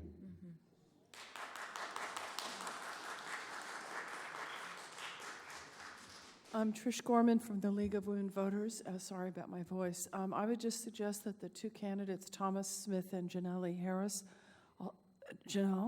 make a couple of comments about their interest in why they'd like to become the chair. Jorge Ledma. I am actually a little disappointed in the city support here, because this should have been anticipated. There was a request, yes, to get started, and you're all anxious and want to do the right thing. But we've waited 150 years in this city to get something like this off the ground. So I'd say really think about it. I'm not going to tell you which way to go, but I am disappointed in the city support for this. Should have all trained you, supported this, and had some kind of model to go with. And now we're looking like, gee, we don't know what to do. This is embarrassing, but not for you. It's embarrassing for the city. Thank you. Looks like you have one more speaker.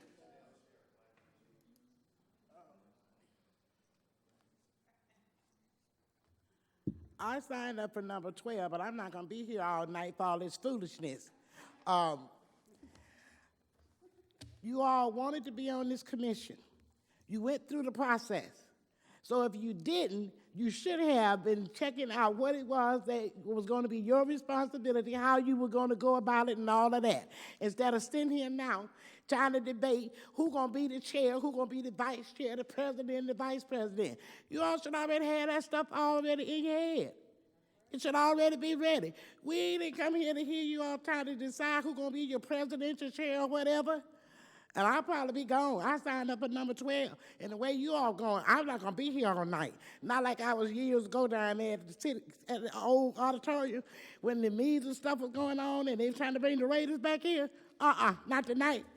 Then you all need to, if you don't know, you need to be trying to read up and check and what you're supposed to be doing. Because this is not what I came down here for. I thought you all was ready. But you don't sound ready to me.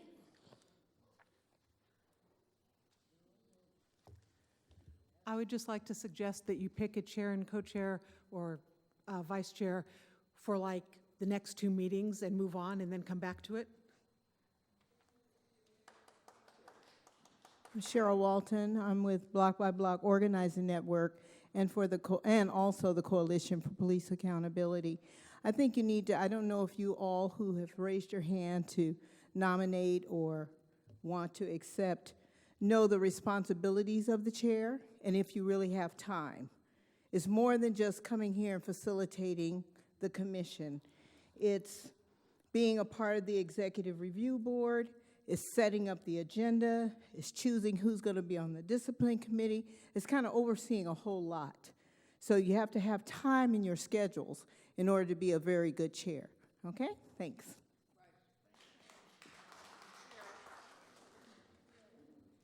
Onofre Antonio Abarca, I just want to say one thing, is this is not the time to vacillate. You got to be leaders. And one of you, or who wants to run, put your head in the ring and go forward. Don't wait for the city, don't wait for anybody. You know, you knew when you ran for this position that it was going to be hard. And you should have been ready already. So again, you know, I know it's something new, you want to do the right thing, and too much democracy sometimes doesn't work. So you just have to move forward and do the right thing. Thank you. Since I started this, let me just give a little more context.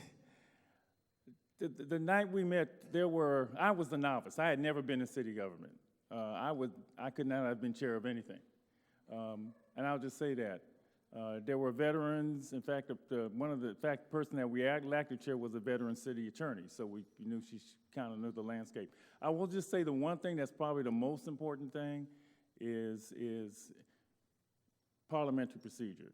Whoever this is, they got to know how to run a meeting. I mean, everything depends on that. And so I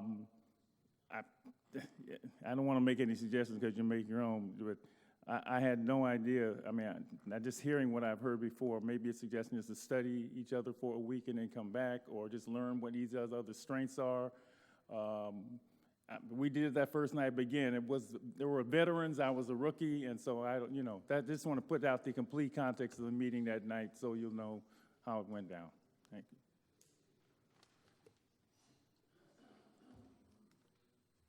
I'd like to make a motion that when we make the decision about chair and vice chair, that position stays in place for a couple meetings as was suggested, such that we can come back and affirm it based upon the running of the meetings or whatever our particular brand of approval is.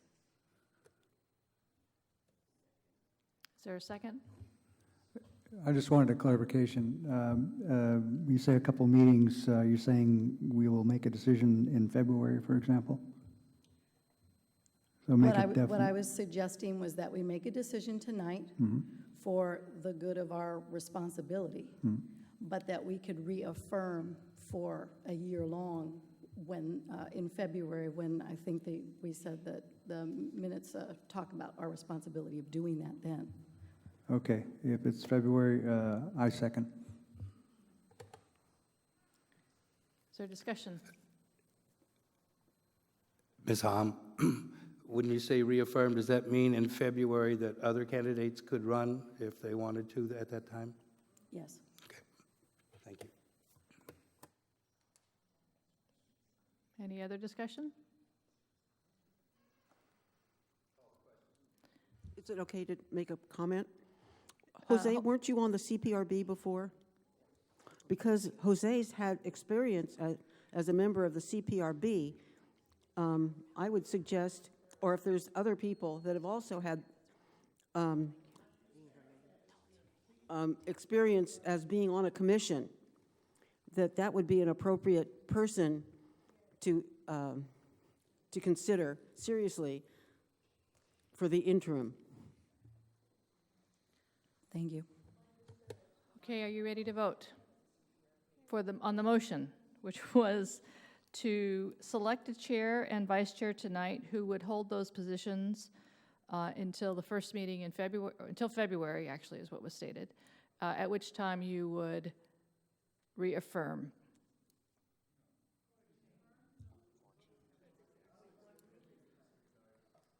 Okay? Okay. All those in favor of that motion, which was seconded by Mr. Dorado?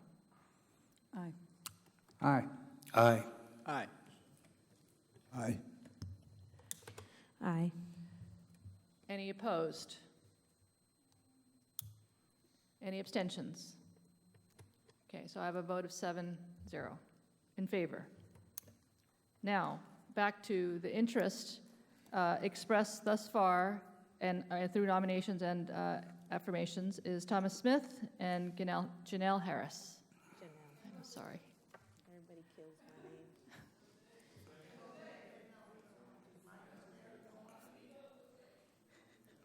my name. Mr. Dorado, I comment. I'd like to make a motion that we elect Janelle Harris as our chair. Is there a second? I second. Is there any discussion?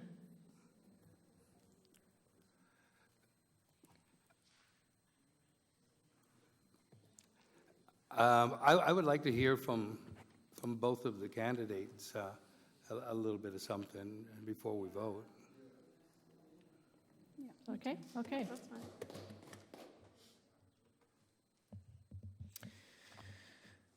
So, after hearing public comment and sitting up here, I need to express that this is one of the most important decisions I've ever made in my whole life. I sit here before you as a product of community. I grew up in community. I come out of housing projects my whole life. I know what it's like to be on both sides of the fence.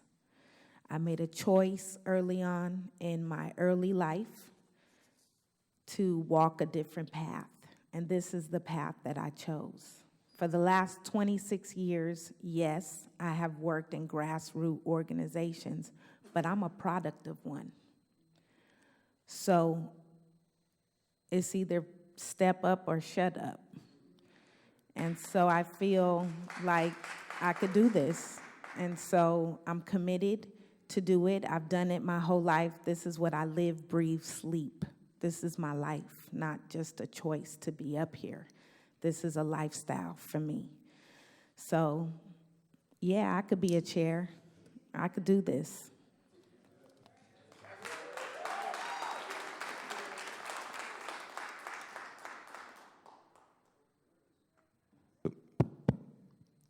My name is Thomas Smith, and I'll say that my journey started really early. I am the son of a single-parent mom, along with my sister. And through her struggle and through the preparation that she gave me, I embarked on a life of community service. One of the things I learned from an early age, when my mother and I were both, when I was very young, my mother put me in a soccer program called the Police Athletic League. And the reason she did it is because my mother was always scared of police. My mother also made me learn how to swim. The reason she did it is because my mother could never swim. My mother had her whole life pushed me in a direction where she had fear so that I could conquer my own fear and that I could grow to be someone who could advance the people within my community. Growing up underneath her with a role model, I learned to look at everyone with a critical eye. I learned to judge people by the quality of their character. I learned to judge them by their actions and their values. When I was 17, I was out running in a neighborhood that we had recently moved to, and I got pulled over by a police officer while I was running on the sidewalk. And that day, I never forget, because I came home after the discussion with the officer. I asked him if I was doing anything wrong. He said, "What were you running from?" I showed him my track uniform with the logo of my high school over my chest. And he said, "Oh, I'm sorry, you go." And I never forget when I came home that day, my mother said to me, "Don't go out running anymore." And I wondered how a woman who had pushed me towards her fear her whole life could then not even want me to go outside because she had such great fear that something might happen to me. I tell you that story because I want you to understand that when you have an incident with law enforcement that shakes your confidence in your constitutional rights, in the free things that we take for granted on a daily basis, it can change your life. Seeing my mother's fear and seeing her, after a lifetime of pushing me towards fear, tell me to stay inside and not even go running out in the neighborhood when I was on the track team was enough to make me understand what it is that's at risk when we have fear of those who are even supposed to protect us. I have founded a charter school, been principal, and worked in the inner city. And when I worked there, every day I thought about the kids that were at my school and the things that they lost in terms of freedom because of fear that they worked with. And I worked with those kids to try to help them develop an inner confidence and an understanding of the law and understanding of their rights. And I was able to develop them into people who had the confidence to walk around their own neighborhoods knowing what they had in terms of rights that were guaranteed under the Constitution. But it wasn't enough because I wanted to have a broader and bigger impact that could help more people. And it was ultimately that decision that led me to Harvard Law School. And it was also a man who talked about hope and gave me a belief that even I could be better than anything that anyone in my community and anyone in my family thought I could be. And so I went to Harvard Law School. I graduated from Harvard Law School. I am now a public law attorney. I predominantly serve community colleges and public schools. And I do that because I believe that one of the biggest investments we can make are within our youth. I've been talking about them today within this conversation, and I believe that this police commission is more than just the moment.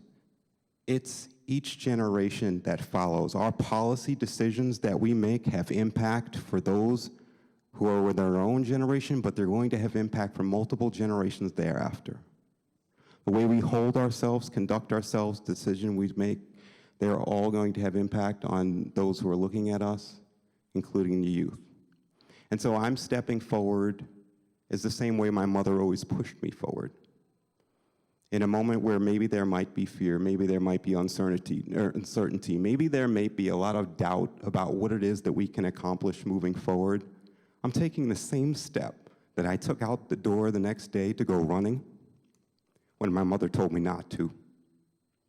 Because that's the same step that everyone that's affected by police, that has their own freedoms curtailed, that's the same step that they have to make, and it's the same fear that they have to deal with when something's happened like that in their life and they're not in a position of power to do something about it. And the reason I'm on this commission is to stand for those people. The reason I'm in the NAACP is to stand for those people. And the reason why I go to work every day, and I work with public schools, community colleges, is to stand for those people and their children. So yes, I'm stepping forward today. You know my reasons. This is what I believe. I ask for your vote. My name is Thomas Smith.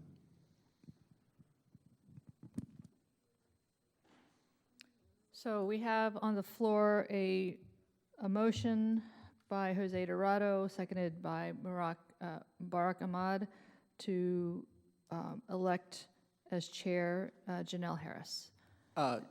Ms. Hom, I'd like Yes. to suggest an amendment to Commissioner Dorado's motion. If we could, I'd like to move that we vote for either Commissioner Harris or for Commissioner Smith, and have just each commissioner select who they like as chair. I'll accept that. So procedurally, are you saying that each commissioner would state who they want? That way we're Yeah. counting that way? Yes. Is that okay, Allison? Okay. So there, wait, you agreed with that friendly substitute motion? Is there a second? That's Regina. Yes. Okay. Excuse me, I don't even know if the alternates are allowed to speak because we haven't gotten there. So I've been sitting quietly.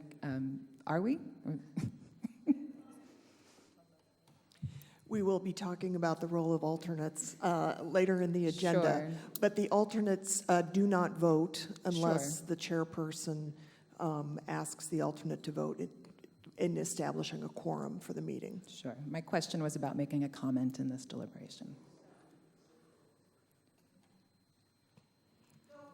I would just like to be mindful that of the 7 votes, only 2 are women, and I am elated to have colleagues of color make up this entire panel, but really want to support women of color's voices being centered. So I would like to point that out for the public. Thank you.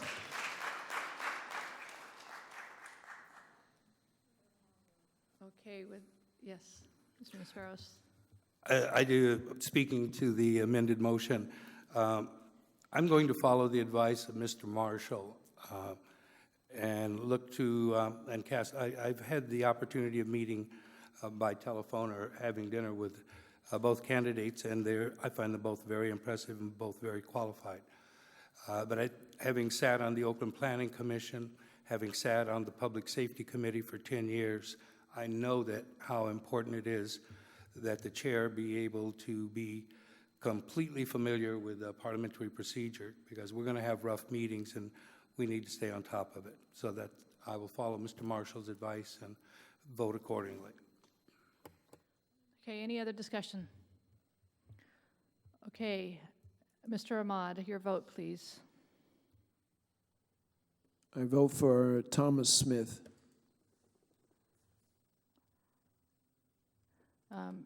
Mr. Dorado. Janelle Harris. Ms. Harris. Yes, you vote. I vote for Janelle Harris. Ms. Jackson. I vote for Thomas Smith. Mr. Nisperos. Thomas Smith. Mr. Pryther. Thomas Smith. Mr. Smith. I vote for Thomas Smith. For the record, Mr. Smith votes for Mr. Smith. So there are 5 votes for Mr. Smith and 2 votes for Ms. Harris. So with that, your chair until you reaffirm in February is Mr. Smith. I'm going to ask Mr. Smith to take the rest of the meeting and And move on to the I next just wanted item. to say one thing, which is, I know that for some of you know me, and AACP knows me. Some of you don't know me, but I want you to know that I will do everything in my power to make sure that we all work as hard as we can, that all of our voices are heard, that we all bring our unique talents here, and that we all work with a common mission. I'm very grateful, and thanks to God. Thank you.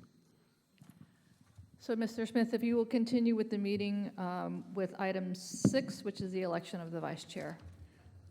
Yes, the next item is nominations for a vice chair. I'd like to nominate Janelle Harris. Second. Okay. Question for clarification, Chair. Are we also having a interim or acting or whatever we want to call it, vice chair until February? Or is this person getting a one-year term, or how are we going about that? Actually, when I proposed earlier, I was proposing that the leadership that we had in place be in place until February, which at such time that we reaffirm them. So that.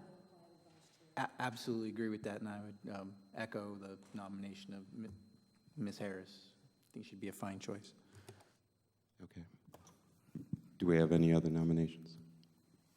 I move the nominations be closed. So closed. I move Ms. Harris be accepted by acclamation. Second. We have, so discussion is closed, but we have public comment. Is there public comment?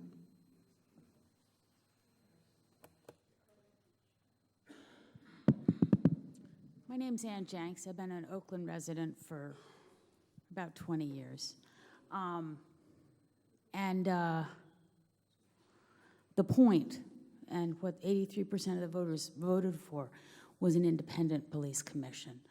And I'm sure everybody's lovely people, but every vote that's taken and every action that's taken will be considered by the community. For those commissioners who were appointed by the mayor, that was the mayor's effort to make this place a little bit less independent. And I hope that the leadership of the commission comes from people who are not appointed by the mayor. I don't care really how good and how careful and how independent you act. Your birth came from the mayor deciding that she didn't have enough control over the police already, and that the Independent Police Commission was forced to accept three seats from her.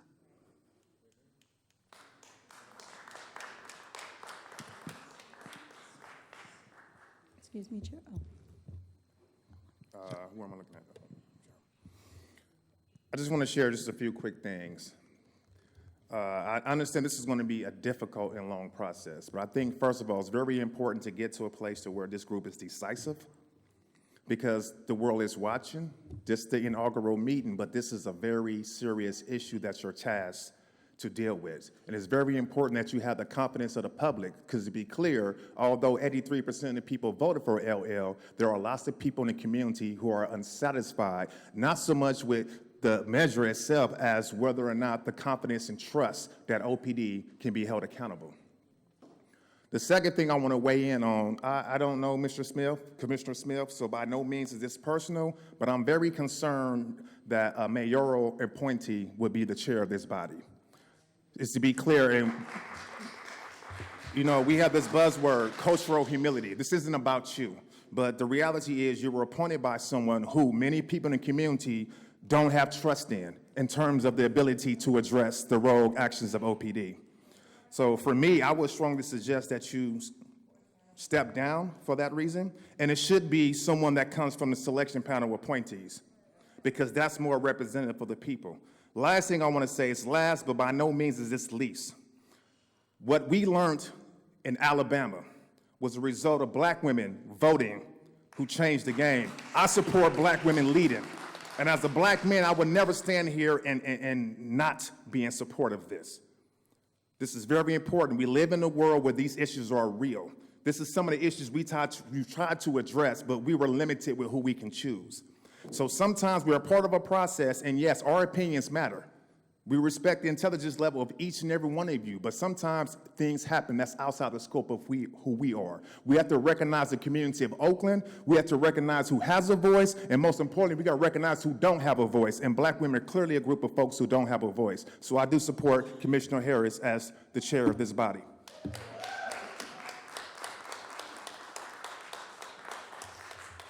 When I spoke earlier, I said that the NAACP would hold the commission accountable. We have a commission. Now we want to destroy the commission. Let's allow the commission an opportunity to do a job. If you don't do a job, these folks ought to attack you in any way they can. So let's get started on the business at hand, please. Thank you. Okay, we have a motion. We're going to vote on the motion. All in favor of Janelle Harris as vice chair, vice chair? Aye. Aye. Aye. Aye. Okay, unanimous. Congratulations, Ms. Harris. Congratulations. The next item on the agenda is the determination of the regular meeting schedule. Allison Dibley. Yes, good evening.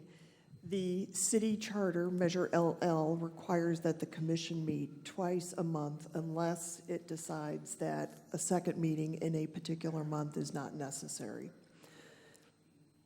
And in addition, the city charter requires that the commission meet at least twice each year in locations not in City Hall. So it's up to the commission to decide when its regular meetings will be. So next on the agenda is, once again, public comment. Excuse me, may I add to that? May I add to the comments from the city attorney, just in terms of your options for meeting dates? We did survey availability. We think it's important that you have a venue such as this. The other option is a smaller hearing room, which is down on the first floor. You know, it was a pretty large crowd today. It would be pretty tight in there, and I don't even know if we could fit 9. We could fit, but it's just tighter. So we know if you wanted to stay in this room, we have the second and fourth Wednesdays and Thursdays. Our KTOP staff has preferred Wednesdays because their Thursday schedule is very busy, but I will tell you that it is, the room is open, okay? So I wanted to give you that as some framework for regular meeting schedules. Okay, so next we have discussion. Mr. Chair, I would move that we opt to have our regular meetings on the second and fourth Wednesday of the month. I second. So moved. All in favor? Aye. Aye. Aye. Aye. Aye. Aye. Aye. It's unanimous. Did you state the time was 6:30? No, sir, I did not. Okay. 6:30, well, I'd like to propose that we make the meeting 6:30 in concert with the start. Do you have a second? So moved. All in favor? Aye. Aye. Aye. Aye. Aye. Aye. And for my fellow commissioners, I'd just like to say one thing. I think it's important that I know that there's a requirement that we take a certain number of meetings to the public, and I'd like us to really consider, as soon as we can get up and running, maybe a meeting once a month, but with more frequency, having meetings so that the public has better access to us, so that we can have meetings in different locations throughout, whether it coincides with police stations or different neighborhoods. But we really do need to consider kind of getting out of this chamber and really getting out into the community and having community meetings. So if that's once a month or every other month, I'd really like us to push for that as early as possible. Okay. Mr. Chair, if I could make one other comment, the fourth Wednesday of this month is December 27th, which is obviously during the week between Christmas and New Year's. So I don't know if the commission would want to meet during a holiday week. We have work to do. It's so done. It's done. The next item on the agenda is the role of alternates. Allison Dibley. Yes, so as I mentioned earlier, the role of the alternates is to fill in for vacancies that are created other than the expiration of a regular member's term.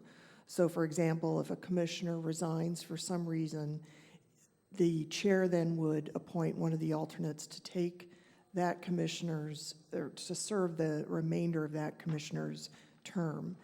In addition, if a quorum is not established by the regular members in attendance, the chair can designate one or more alternate members to establish a quorum and cast votes. And the city charter does specify that a quorum is 5 members.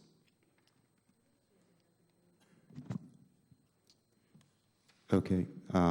Is there any public comment on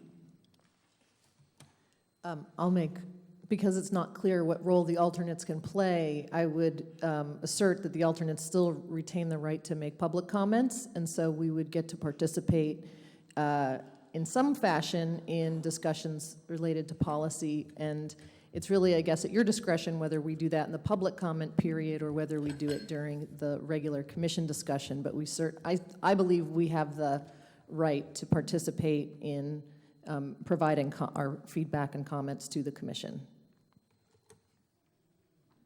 Please. My name is Elise Bernstein, Coalition for Police Accountability. Because the talents of the commission's designated alternates are equal to those of the seated members, I hope that the alternates will be equal participants in commission discussions and decisions. The comments of alternates should be regularly accepted on a par with those of members. Thank you. Okay, then I guess we're closing this item out, and next for discussion is the rules and procedures of conducting business. Allison? There wasn't action on the agenda, it was just discussion and public comment.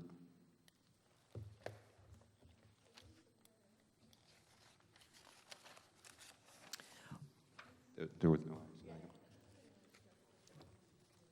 So with respect to rules and procedures for conducting business, the commission is subject to California's open meeting laws. So that's the State Brown Act in addition to Oakland's Sunshine Ordinance.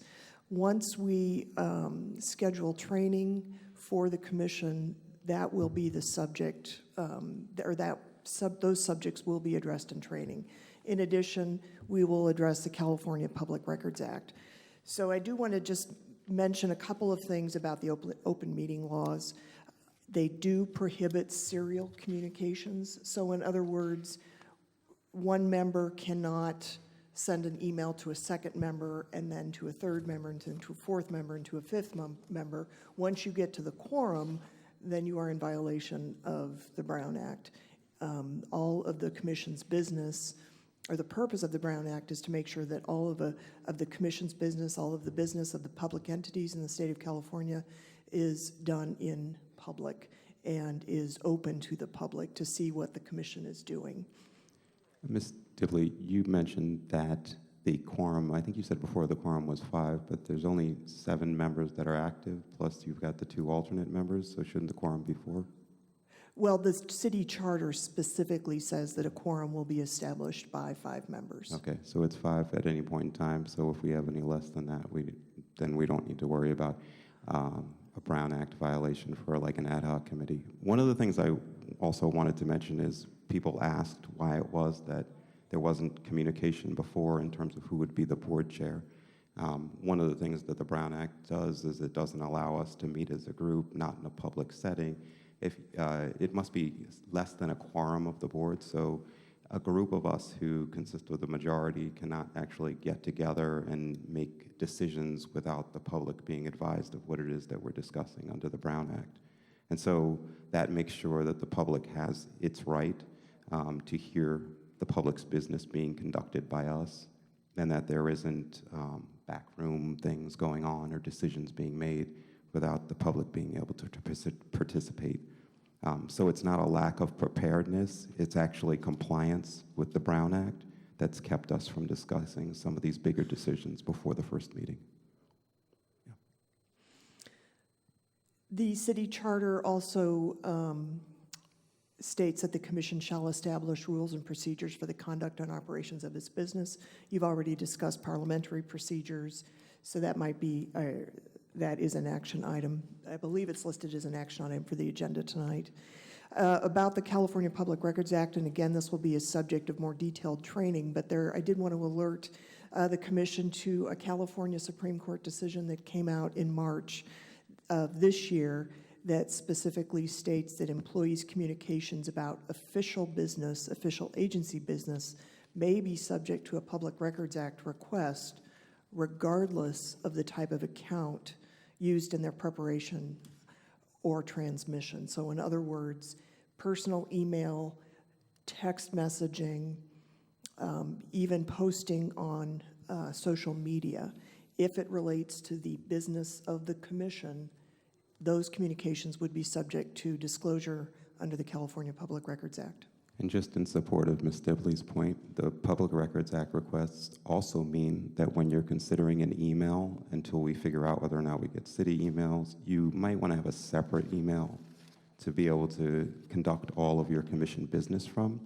If there's a public records request and we have to gather all the emails that we have for communication, you want to be able to easily access them, and you don't want to have to dig through your professional work account or other account to do that. I have a question to that point. Is it possible to receive an Oakland Net email address so that we all start fresh with one use, one purpose? Question for the city.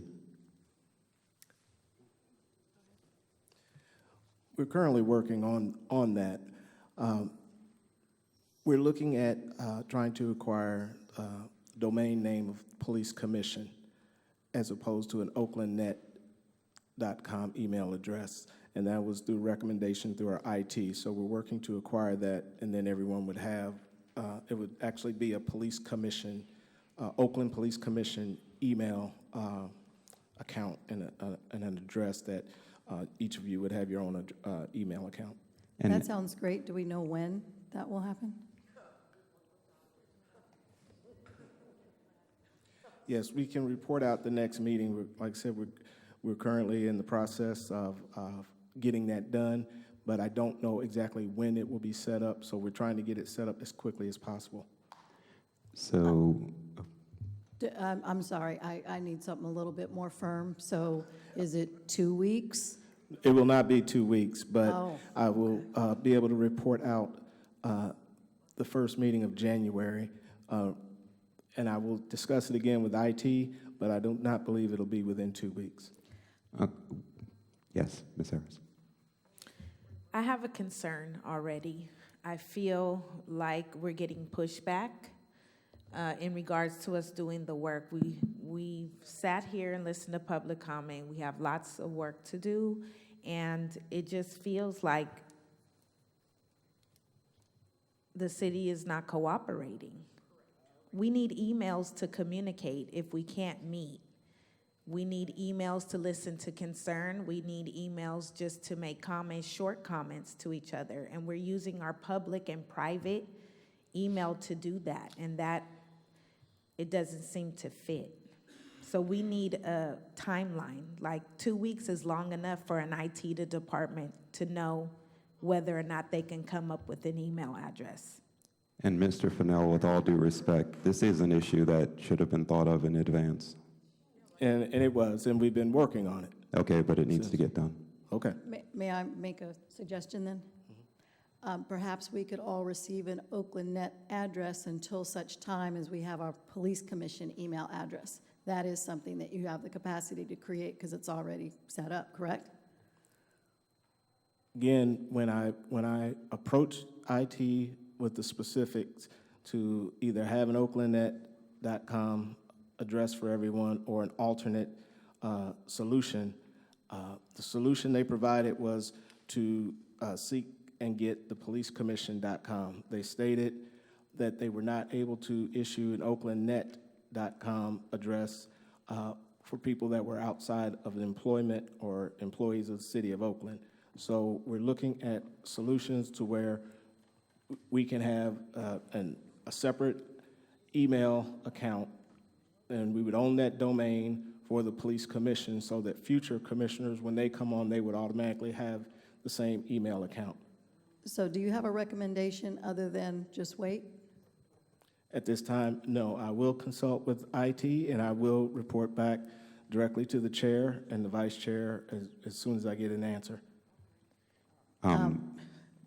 I think that I will say there was a delay in everything due to the strike. We have been working on all of these things, and the strike has delayed not just this, but a number of things, and this is one of them. When the majority of the IT staff was out, nothing was getting done. So I have begun working on this weeks ago, and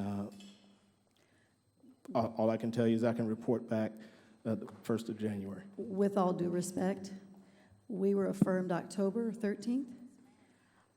I really believe that we should have a means of communication dating back to that time. Now, I am not comfortable using my private email, but if that's the only option we have and I'm not happy with that option, then perhaps that's what we need to do. But IT is going to have to get on their J. They ought to be able to move faster than that. I'm sure we have the capacity and the capability. So if you can reach out to them sooner than later, because I don't think we ought to be waiting a month to hear back. If you're not going to have answers for us in terms of when we can get our email, then you need to put the people in front of us who are going to give us the answers, who can get it done. Okay.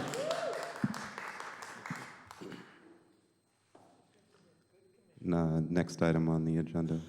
Chair, before we leave rules and procedures for conducting business, in our package we were sent bylaws from the CPRB.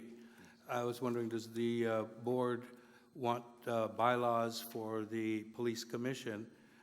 And if so, I would recommend that you appoint a subcommittee to draft those up for consideration of the entire commission. Okay.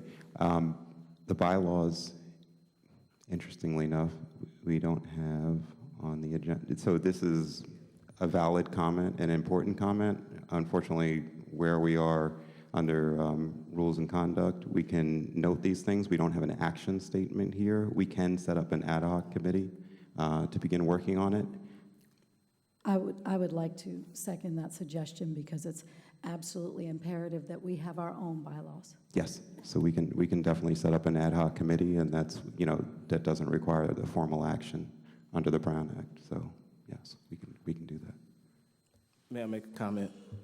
I included the draft of the CPRB bylaws and the Public Ethics Commission's operative packet, operations policy, just as a template for the Police Commission to use if you so choose. And it was just to show you what had already been done and give you a guide to start with. That's all it was. Oh, thank you. Appreciate it. Okay, so what we will do is we will set up anyone who has interest. Obviously, I've got 2 folks who have interest in helping with the bylaws already. We can add any less than a quorum, so we can add up to 4 people, I guess, for the ad hoc committee to set up the bylaws. Do we have any other comments? I was wondering if maybe one or another of our alternates might be willing to help us with that. I'm happy to help. Sure. Oh, wait a second. Okay.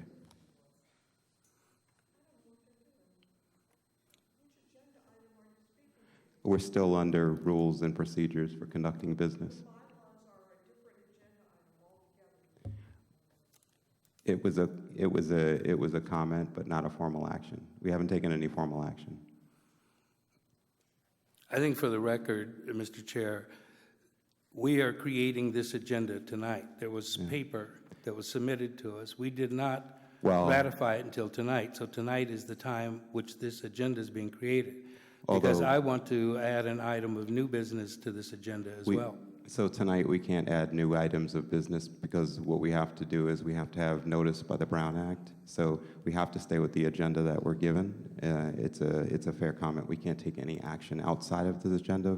What we can do is we have another meeting coming up in 2 weeks. We can craft that agenda, we give proper public notice, and we can make sure that everybody has their items that they want to discuss on the agenda. For right now, we need to stick with what we've been given. Understand. So let's move to, thank you, Ms. Grenache. Let's move to the next item. Discussion of training and orientation for commissioners. Allison. I'd like to direct the commission's attention to attachment 3 in your packet. This is a draft training agenda. The Measure LL, the city charter amendment, requires that the commissioners receive training on department operations, policies and procedures, on procedural justice, on conflict resolution, on national standards of constitutional policing, and on best practices for conducting investigations. So what the city administrator's office has done with the assistance of myself and the city attorney's office, of Anthony Fennell, of Virginia Gleason, is to put together this list of training or subjects on which the commissioners could and should receive training on. And then if the commission would like to make this an action item at its next meeting, to start scheduling some of these trainings. Okay, thank you very much. Is there any discussion on the topic of training? I'd like to recommend that maybe at the next meeting, we discuss a date for retreat. I recognize that it needs to be in public, but perhaps, we could learn quickly so that we can do our job more diligently. Yes, so noted.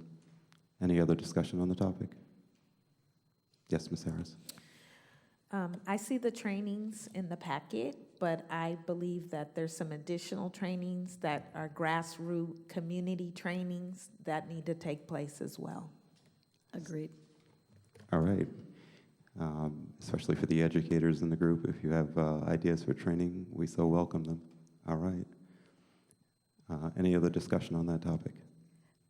So can we email to you? I think things like positive discipline. Oh, yeah, they've got police discipline, but not positive discipline. It's a very different type of thing. Yes, you can email me your suggestions. Can I ask a question of the city attorney's office in terms of what the expectations are for how you said you put something together in terms of the topics, but what you have in mind in terms of the calendar for them and whether they are done in a public forum or whether they'd be done in smaller groups or individual, or with some of this is online, it looks like. I'm just wondering whether you had anything more envisioned than just a list of the curriculum. The training would be conducted in open session.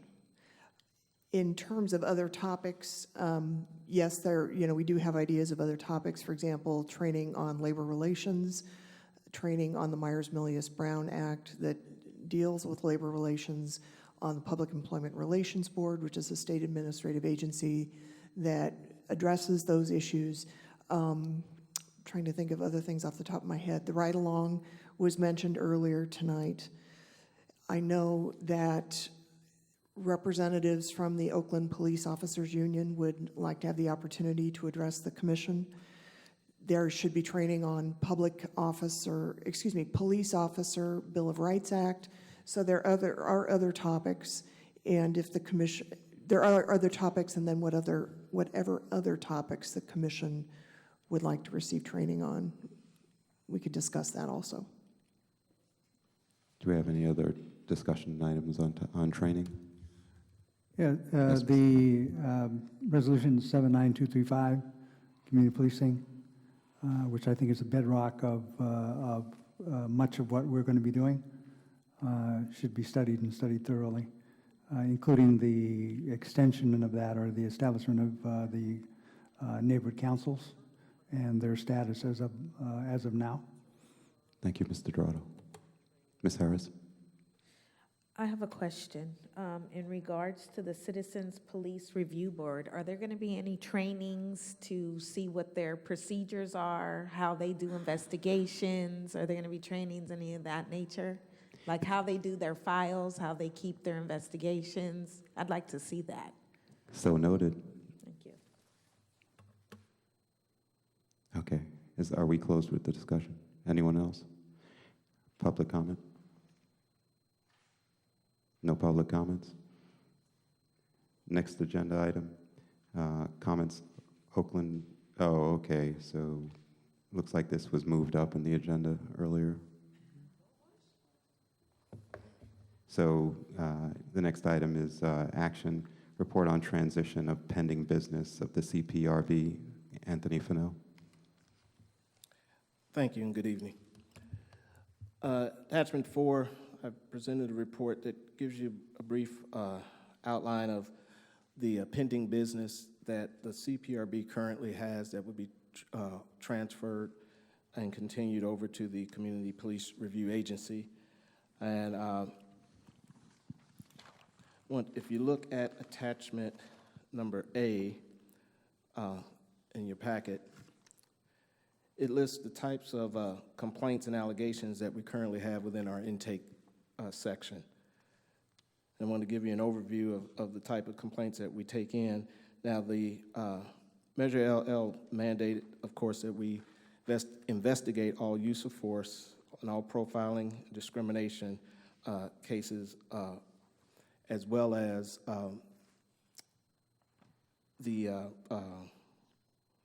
sorry, I just drew a blank, as well as the complaints that involve protesting and groups that gather for peaceful protests.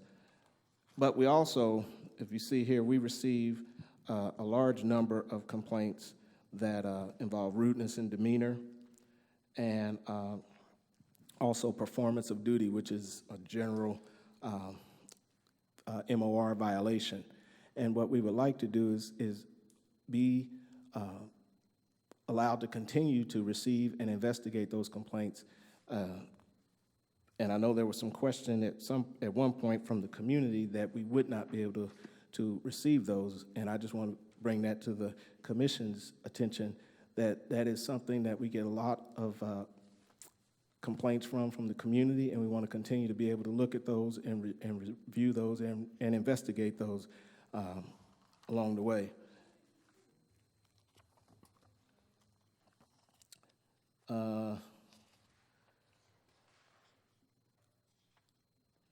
And in the report, we also listed a history of the policies that the CPRB had undertaken over the last 16 to 17 years and their status. And I know that one of the key things that the Police Commission is going to be dealing with are policies and where they are. So I wanted to make sure that everyone was abreast of that, and also give you an overview of what our investigations look like as far as the number of investigators we have, the number of cases that they carry on average, and where we will go from there. So if there's any questions, I'll take those. But this report was just put together just to give you an overview of where we are, and we would ask that you, of course, accept this of our pending business, and also provide us direction as appropriate going forward. Thank you, Mr. Fennell. Ms. Harris, did you have a comment? Mr. Fennell? Yes. Not too long ago, there's a report you submitted to us dating October 20th, 2017.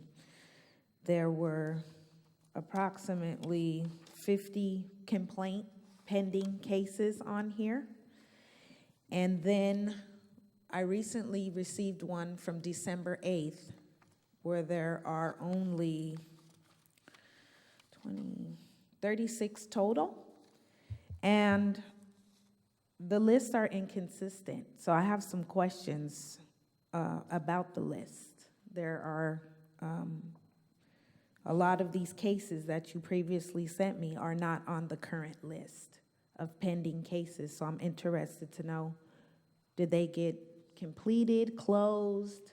What happened to those cases? Okay. On the list that you would have received in October, some of those pending cases, and I don't know which ones, but some of those pending cases have been closed and resolved.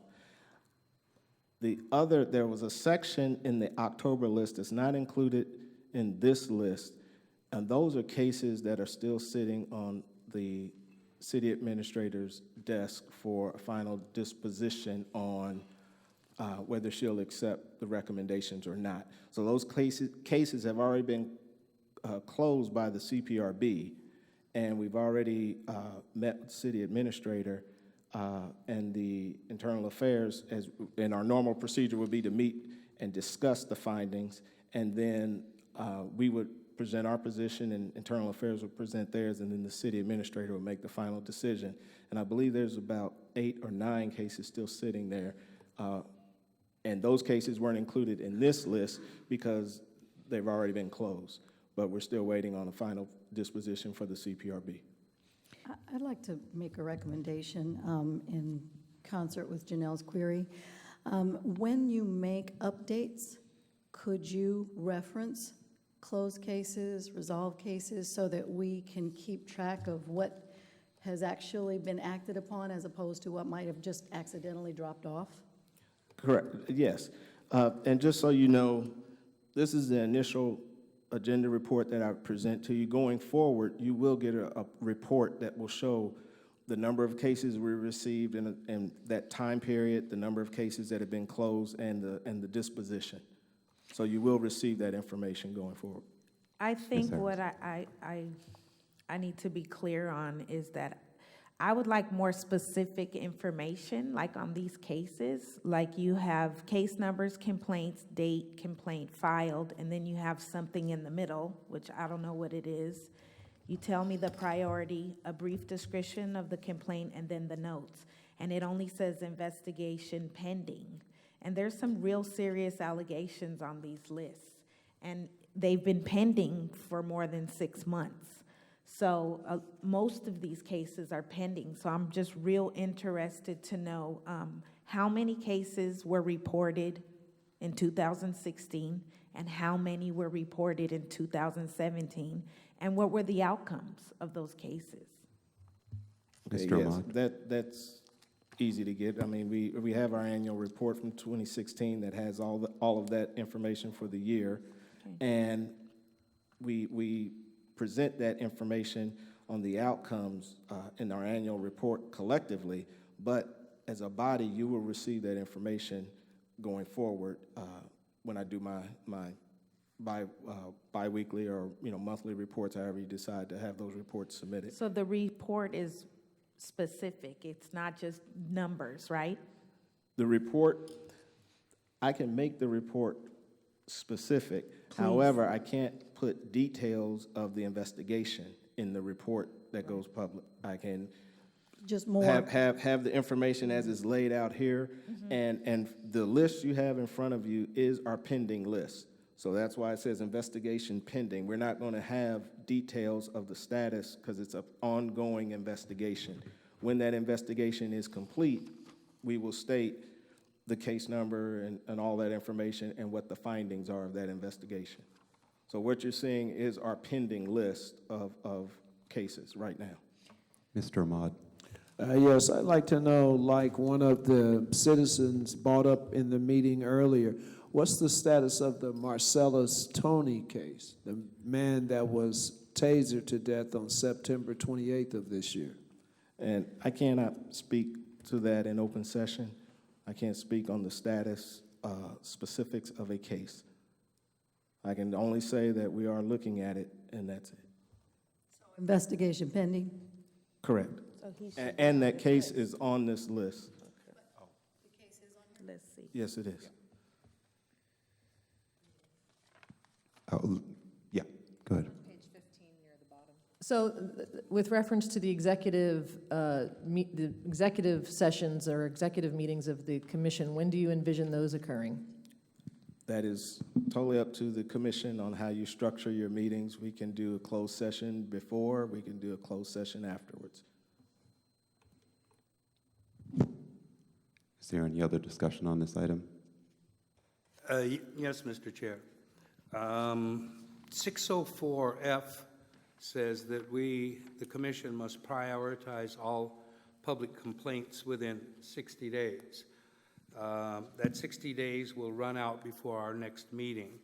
So I'm asking you if attachment D with the priorities indicated is your recommendation to us for complying with section 604F.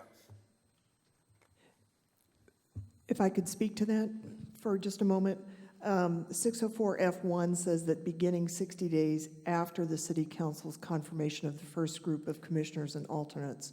That is consistent with section 604E2, which says that within 60 days of the City Council's confirmation, the CPRB will be disbanded and its pending business transferred to the agency. So the 60 days refers to the Citizens Police Review Board being disbanded and its business being transferred to the agency. So beginning 60 days, the agency shall receive, review, and prioritize all public complaints, including complaints from department non-sworn employees. I'm paraphrasing some of the language in the charter. So that clock hasn't started ticking yet? Well, no, it did start ticking. It started ticking on October 17th when the commission was confirmed by City Council. So as of December 16th, the Citizens Police Review Board is disbanded. All of its pending business is transferred to the agency, and the agency will receive and prioritize all public complaints. That's the clock I'm talking about. When do we have the 60 days to accept and prioritize? When does that begin? The 60 days does not refer to that. 604F does not? 604F1 says that beginning 60 days after the City Council's confirmation of the first group of commissioners, what that means is the agency starts receiving complaints and prioritizing complaints 60 days after you have been confirmed. So as of December 16th, the board is disbanded and the agency takes over receiving, reviewing, and prioritizing complaints. There is no deadline for when the agency must do that work. Ms. Harris? So the agency is to be chosen by the commission, correct? The the Citizens Police Review Board director is the interim agency director until the commission makes a decision about the director position. Right, so the commission chooses the agency, correct? Well, I guess I don't understand what you mean by choosing the agency, because The leadership. The agency director. Right. Correct. Okay, thank you. Is there any other discussion on the topic? Yes, Mr. Chair. Looking at attachment D on page 13, the third item down, case number 11708. And on the next page, on page 14, the second item down, case number 170358. Those are both CPRB as the complainant. They're both rated third priority. The second one is one where an officer failed to appear for a scheduled interview. Is that typically a third priority? Yes, it is. The way the priority goes is priority 1 is use of force, serious injury, death. Priority 2 is it says it right up at the top in the priority legend. So priority 1 is complaints involving force, sexual misconduct, discrimination, minors, or racial profiling. 2 is complaints involving improper search, untruthfulness, or theft. And 3 are all other complaints. So that's why it falls under priority 3. It doesn't necessarily mean it's not going to be examined as thoroughly as a 1, but the priority 1s are the top ones, and then of course the priority 2s involve more allegations that also could go to criminal conduct. continue on page 15 at the very bottom, there is a third priority complaint against the chief of police. I believe the nature of the complaint was untruthfulness, and you've just told me that that's a number 2 priority. Is that correct? Yes, and that could either be a mistake, or we had two different sets of information that came in, so that could have been misquoted in there, but I can assure you it's not a low-level investigation. Ms. Jackson? In terms of assurances, can you take a look at that and clarify it? Yes. So we'll have that for the next meeting, right? I had an additional question on page 16 at the bottom, complaint number 17-0283, complainant Jane Doe, as it appears to be a complaint of a rape by a police officer. Is this the same case that I've been reading about in the newspaper, or is this a different case? Again, I can't comment on specifics on cases in open session like that. Okay. Ms. Jackson? Is there any other comment, any other discussion? We're moving to public comment. I have a number of speakers on the card. I'd like to begin with Larry White.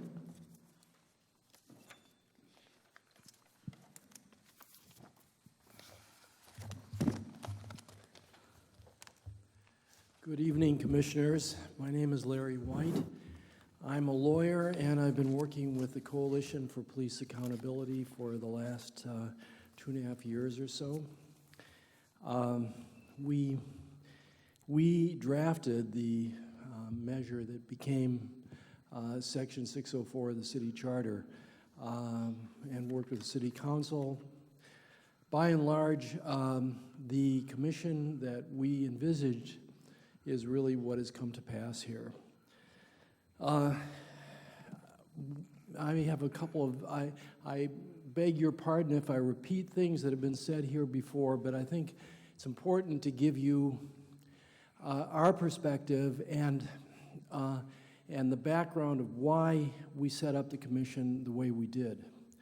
And that is because the reason we set up this commission is because the City of Oakland, the institutions of the City of Oakland, were not able to reform the police department and adequately supervise the police department. When I got involved with this, not that long ago compared to the people who've been doing it for 20 years,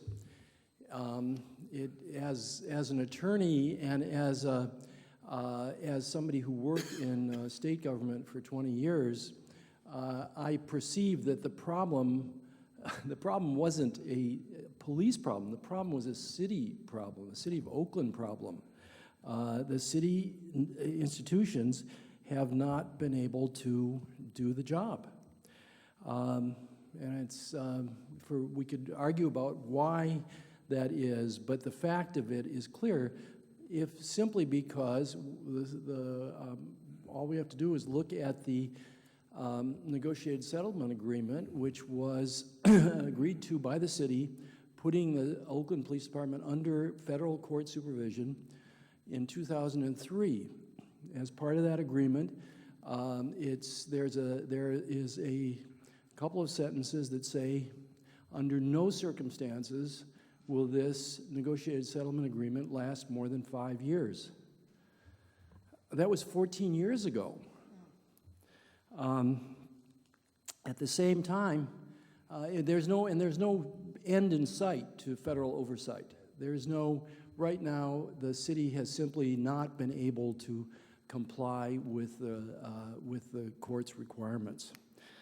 At the same time, there has been police misconduct. In the last 14 years, the City of Oakland paid out $70 million in settlement of lawsuits as a result of police misconduct. At the same time, the city paid out over $30 million for the to pay the federal monitor for the monitor and compliance.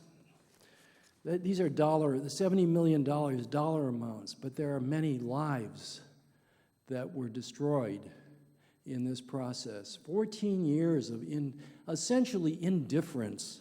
There were 4 mayors, 8 city administrators, and 5 police chiefs, 7 if you count 2 that came and went in about a week last June.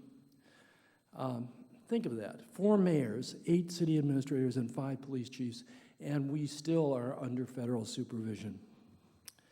So it's clear that neither the mayor, the city administrator, the city council, the city attorney, the CPRB, they were not able to reform the police department.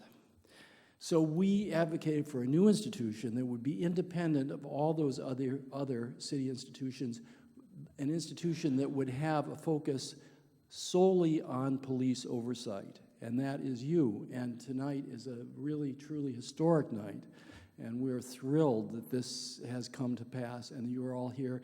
And I'm personally very encouraged by what I've seen so far. I think you get it, that you should be, that you are independent. You have the right to demand what you need from the city government. Now, one of the things I wanted to talk about quickly that has been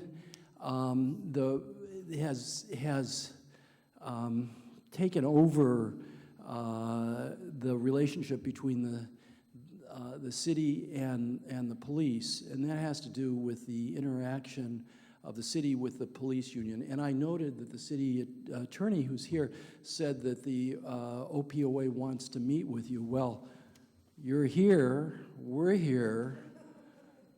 If they want to talk to you, they should come to you. Do not have any private meetings with, there is no, that would be, as far as we're concerned, that would be a violation of the Brown Act anyway. But you do not have private meetings. What has happened in the city of Oakland is, well, let me stop for a second and say, you know, you have come in here with essentially no guidance from the city. There was an intent to have an ordinance that would give you, that would make things a lot clearer for you, make things a lot easier for you, and expand your powers to some degree. There was an ordinance passed in its first reading last summer. We had a lot of involvement in that. We were constantly working with the city council. Some of our ideas were accepted, some were not, but there was an ordinance and it was pretty good. It had its first reading, and then what happened? It went, what we heard is that it had to go to meet and confer. Meet and confer is going to be an issue that you are going to have to deal with, because meet and confer is a giant wasteland where ideas, plans, action for police reform go to die. And that's what's happened. That apparently is what happened to the ordinance. It went to meet and confer. Now, some of you are familiar with labor law and you know what meet and confer should be about. It essentially should be about issues that are bargainable, issues that are within the scope of employment.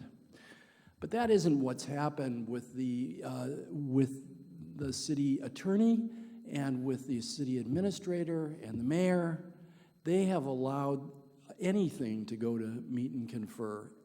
And oddly enough, now when something goes to meet and confer, either the parties agree on it, on something that comes out of it, or the city is allowed to declare an impasse and then go forward and do what it needs to do. That's not what happens in Oakland. What happens is it goes into meet and confer and nothing ever comes out, and they just hope that people forget about it. This is going to be something you will have to deal with, because I can assure you that you are going to be told that your actions are going to have to go to meet and confer. Again, I want to underline to you what you already know. You don't work for the city administrator. You don't work for the mayor. You don't work for the city council. Your powers are set forth in the city charter. And you have the power to make rules too, to implement the way you act. So I think that's mainly what I wanted to say to you. The city council can add to your powers. The city council cannot take away your powers. No one but the voters of Oakland can take away your powers. Question everything. Question the city attorney. Question the city administrator. I can see from what I've seen so far, I'm confident that you are, that you get that, and you are going to do a great job. So again, thank you for being here. Thanks for the opportunity to speak to you. The coalition is ready to work with you anytime, and we're happy to provide whatever expertise we have.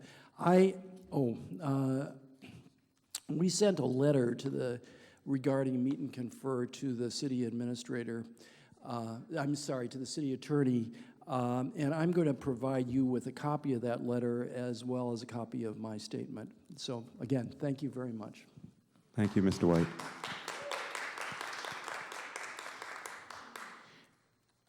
Ms. Mildred Carol Tucker Dawson. Gone.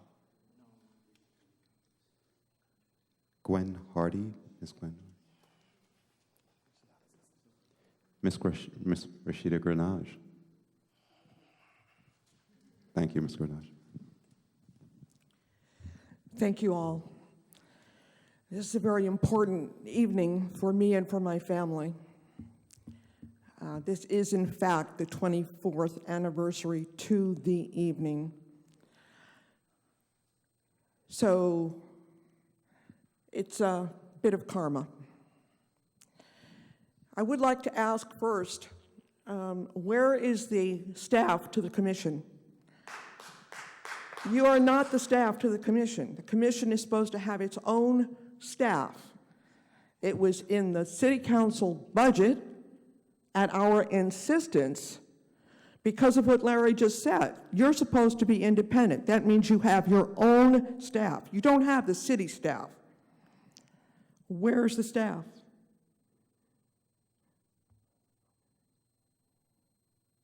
Hello, anyone? Where is the staff for the commission? The commission staff will be city employees. So I'm not sure what you mean about the staff being independent. And I'll let the city administrator's office speak to exactly where we are in that process.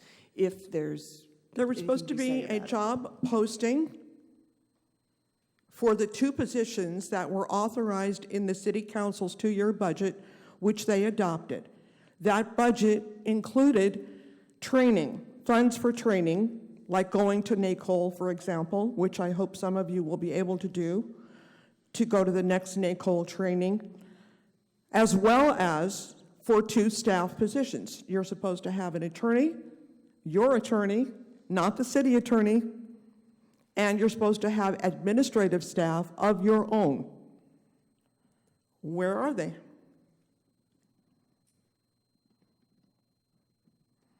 Okay, so I'll leave that to you for follow-up. Well, thank you very much. And please do follow up. Yes? I've already started following.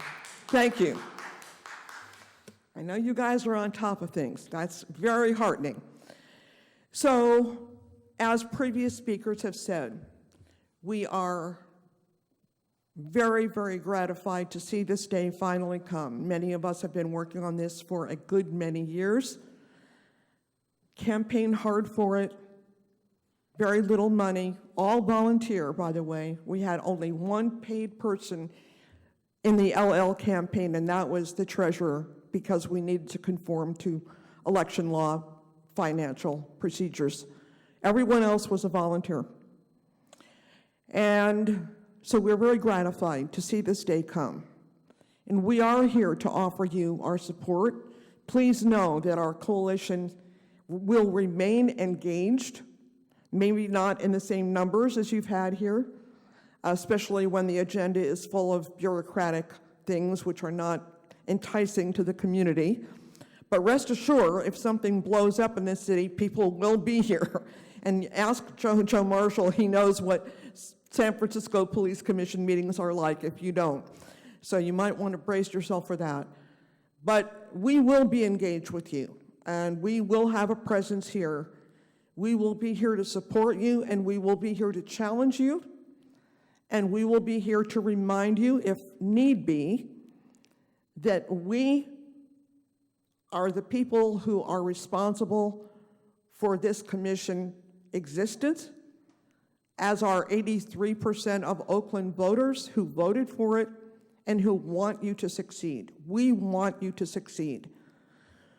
So thank you all very much for your service, and it's great to be here. Thank you. Thank you, Ms. Grenache.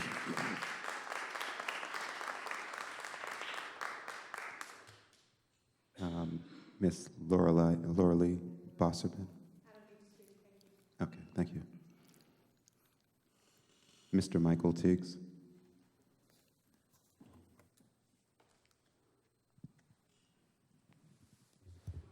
Thank you. I'm Michael Tigges, 25-year homeowner in Oakland, a member of the Coalition for Police Accountability, also a founding member of Black by Black Organizing Network.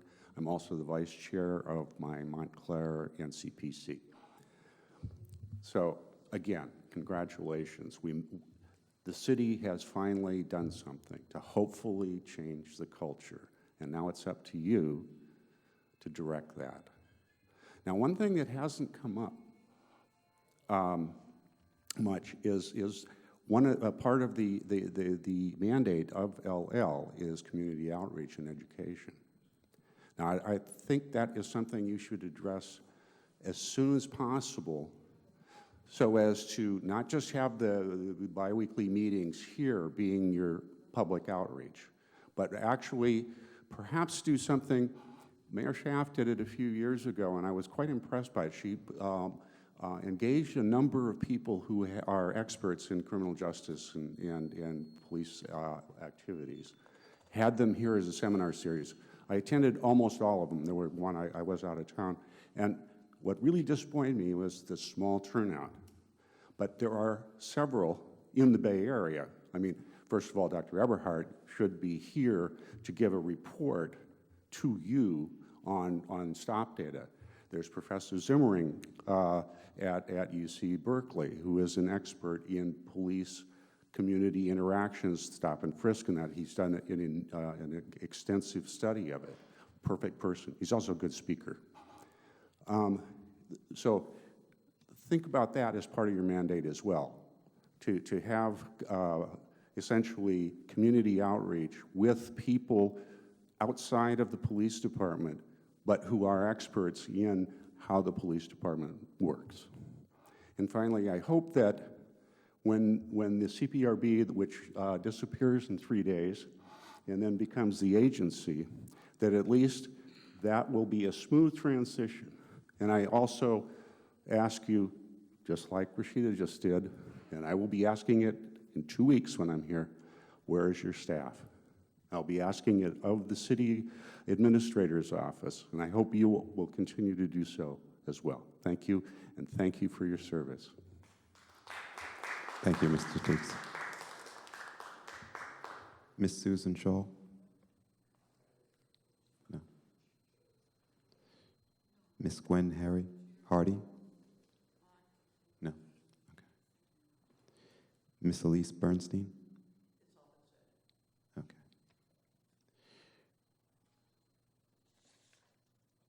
Okay, that closes public comment. Mr. Chair, Yes. Pursuant to the public comments, I would ask the chair place on the agenda for the next meeting a report from the city administrator on our missing staff. I would also ask the chair to place on that agenda the opening of the position of director and get a report on when we could expect that position will be opened and announced, of course, inviting the current director to apply with any other applicants. I understand from the materials that were submitted that there are 3 vacancies in the agency. I would ask, I think it's important that those vacancies not be filled until we've picked a permanent director. I don't know how we go about safeguarding that. Ms. Jackson. That might not necessarily be the way to go, but we should listen and hear what comes up from that. What I was going to suggest is that this last speaker that talked about the community outreach with experts in criminal justice, that list come forward to us so that as we are looking at that training schedule and beginning to mold and shape it, we include some of those key players. So noted, and we will follow up to get expertise in that in the right from the speaker. Yeah. Okay. Chair, Ms. Harris? I have a question, just so I'm clear. So when we need something, we are to ask Mr. Fennell? If it's within the scope of his responsibilities while he remains in the interim role, then he is our staff member for the time being until we decide who will occupy the position on a permanent basis. And as we've discussed before, Mr. Fennell will have the opportunity to apply, but we'll seek candidates from a broad field of candidates, and the commission will choose who will be the permanent employee. But at this point in time, yes. If there are any directives that you have to give to Mr. Fennell, then you should feel comfortable doing that. Thank you. Mr. Chair, who do we ask about getting business cards? When I first attended my first meeting of the Planning Commission, they had a box of business cards for me. I believe all the other commissions in the city of Oakland, commissioners are given business cards. Mr. Fennell, do you handle business cards?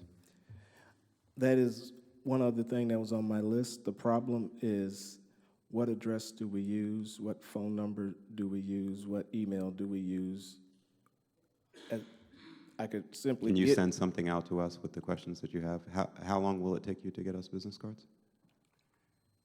Well, I can send, if everyone wants to, I can send something in the morning, and you just send me what address and that information you want on the business cards, and we can get those ordered. By the next meeting? We have to address the email issue. Yeah, well... And that was my concern, because I did not want to put your personal information on a business card. Yeah, that's true. We have to address the email issue, because if we have we don't want our personal emails on the business cards. So we're going to, so I will follow up with you, because either you or IT or someone has to resolve the email issue. And if we need to bring them in front of the commission, then maybe that's what we need to do. But we need to figure out a way to deal with the email issue. Well, it's not just email. Like I said, it's address. It's your contact information. Do you want to use your home? For us, we can't have a business card until we have the email that we're going to use to communicate, because we want to have a... And we will let you know address and all that stuff. We'll work that out. I just want to make a comment as well. In the beginning of this meeting, you said, we can't have the email because we don't work for the city of Oakland. But we do work for the city of Oakland. We just don't get paid for it.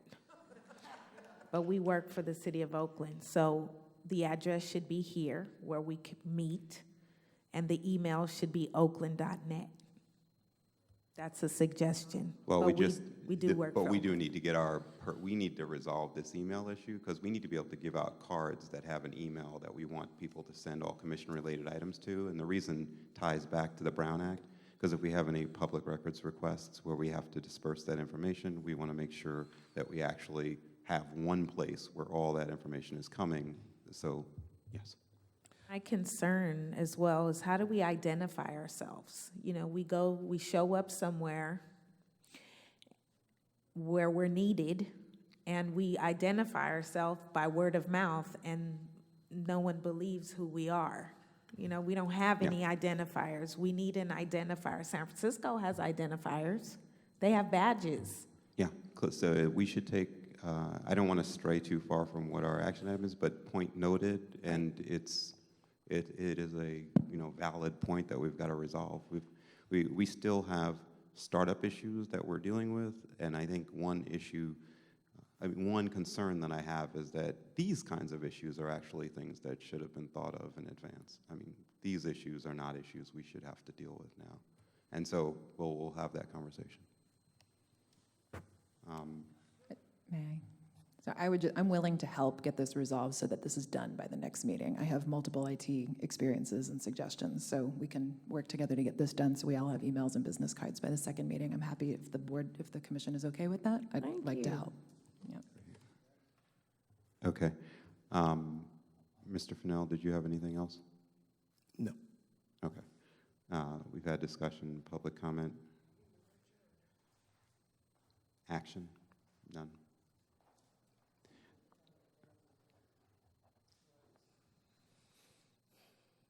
I'm sorry. My understanding is the action that needs to be taken is that the report on the pending business of the Citizens Police Review Board needs to be accepted by the commission, and so that the transition to the agency can proceed as planned. To that point, though, there are some inconsistencies that need to be corrected before being transitioned. Which are? I have both lists here, and I've highlighted everything that is inconsistent from this list to this list. Mm-hmm. And I can share those with you. Well, those will be inconsistent because one was from October and the other is from December. And there was going to be inconsistencies as we clear cases and get new cases. So that's not a good comparison between those two lists. So the list changes weekly, as we get new information. Yes. But one of the things that you said you could do was to either add appendices or whatever that says it's resolved or closed or what have you. That needs to be updated so that we can understand as this report is evolving what is finished. And again, as I report each month, you will get that list. The list you have in front of you that was in the agenda for tonight are pending cases. Those cases are still being investigated. So going forward, as that list changes, you will know which cases were resolved during that specific time period and which cases and what the disposition of those cases were. Given that this first report started in alignment with when we started, even though we didn't meet, I think that it is worth updating it before you hand it over. Correct. I think that's probably something you could handle tomorrow. So Mr. Fennell, yes. I'm sensing that you're explaining, but you're not saying yes, that I'm going to do something. Well, because I'm not clear on what it is you want updated. There are no cases to update. That is the list that is pending. So now, at the next meeting, there will be cases to update because I have reports in my queue to clear and close out.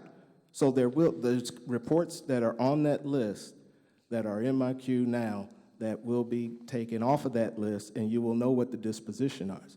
There's nothing to update on that list at this time.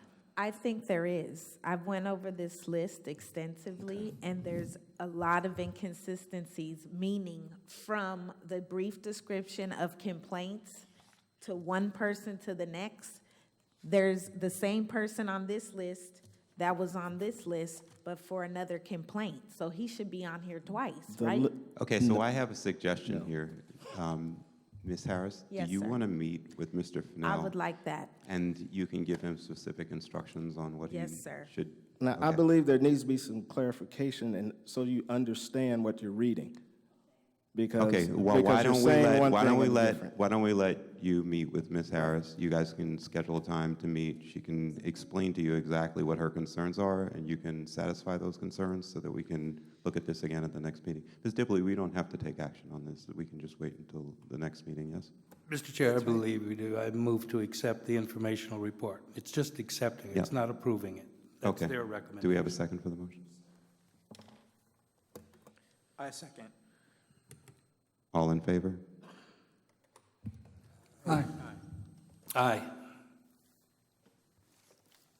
Aye.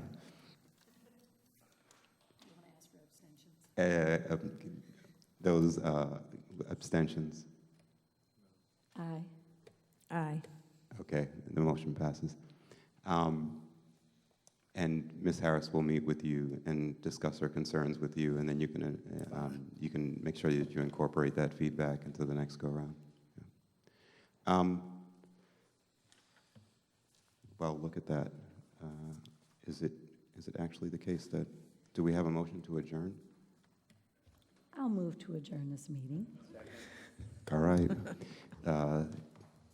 Do we have to do, for adjournment, I forget, is it really, it's not all in favor, right? You can just adjourn, right?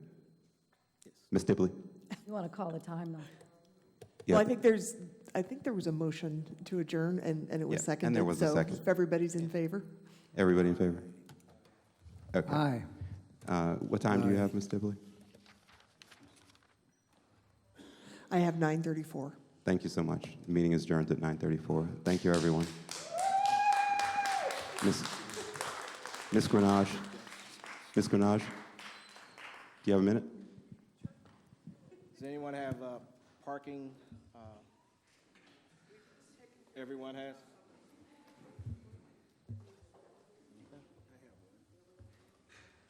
Commissioners, you have your parking. If you parked in the garage, so we can pay.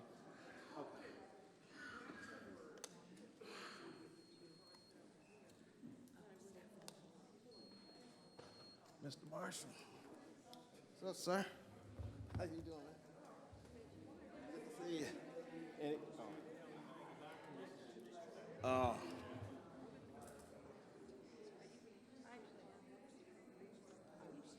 I'm not gonna be here in 2 weeks. I'm not. I'm already gonna be out of town. That's why I kept telling them they'll get a report in January. Yeah, I'm gonna talk to him.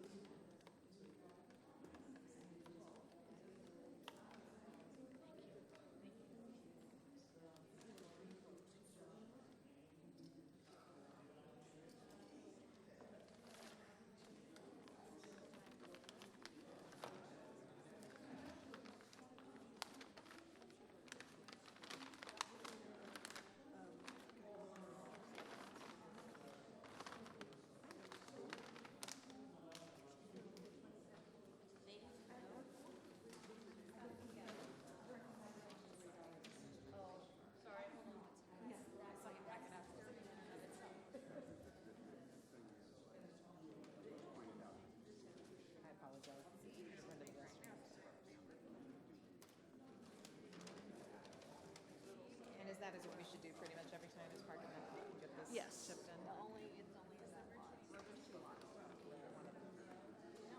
for your help tonight.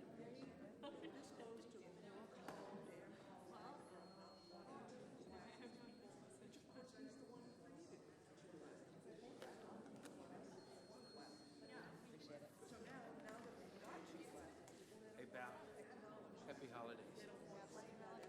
Now.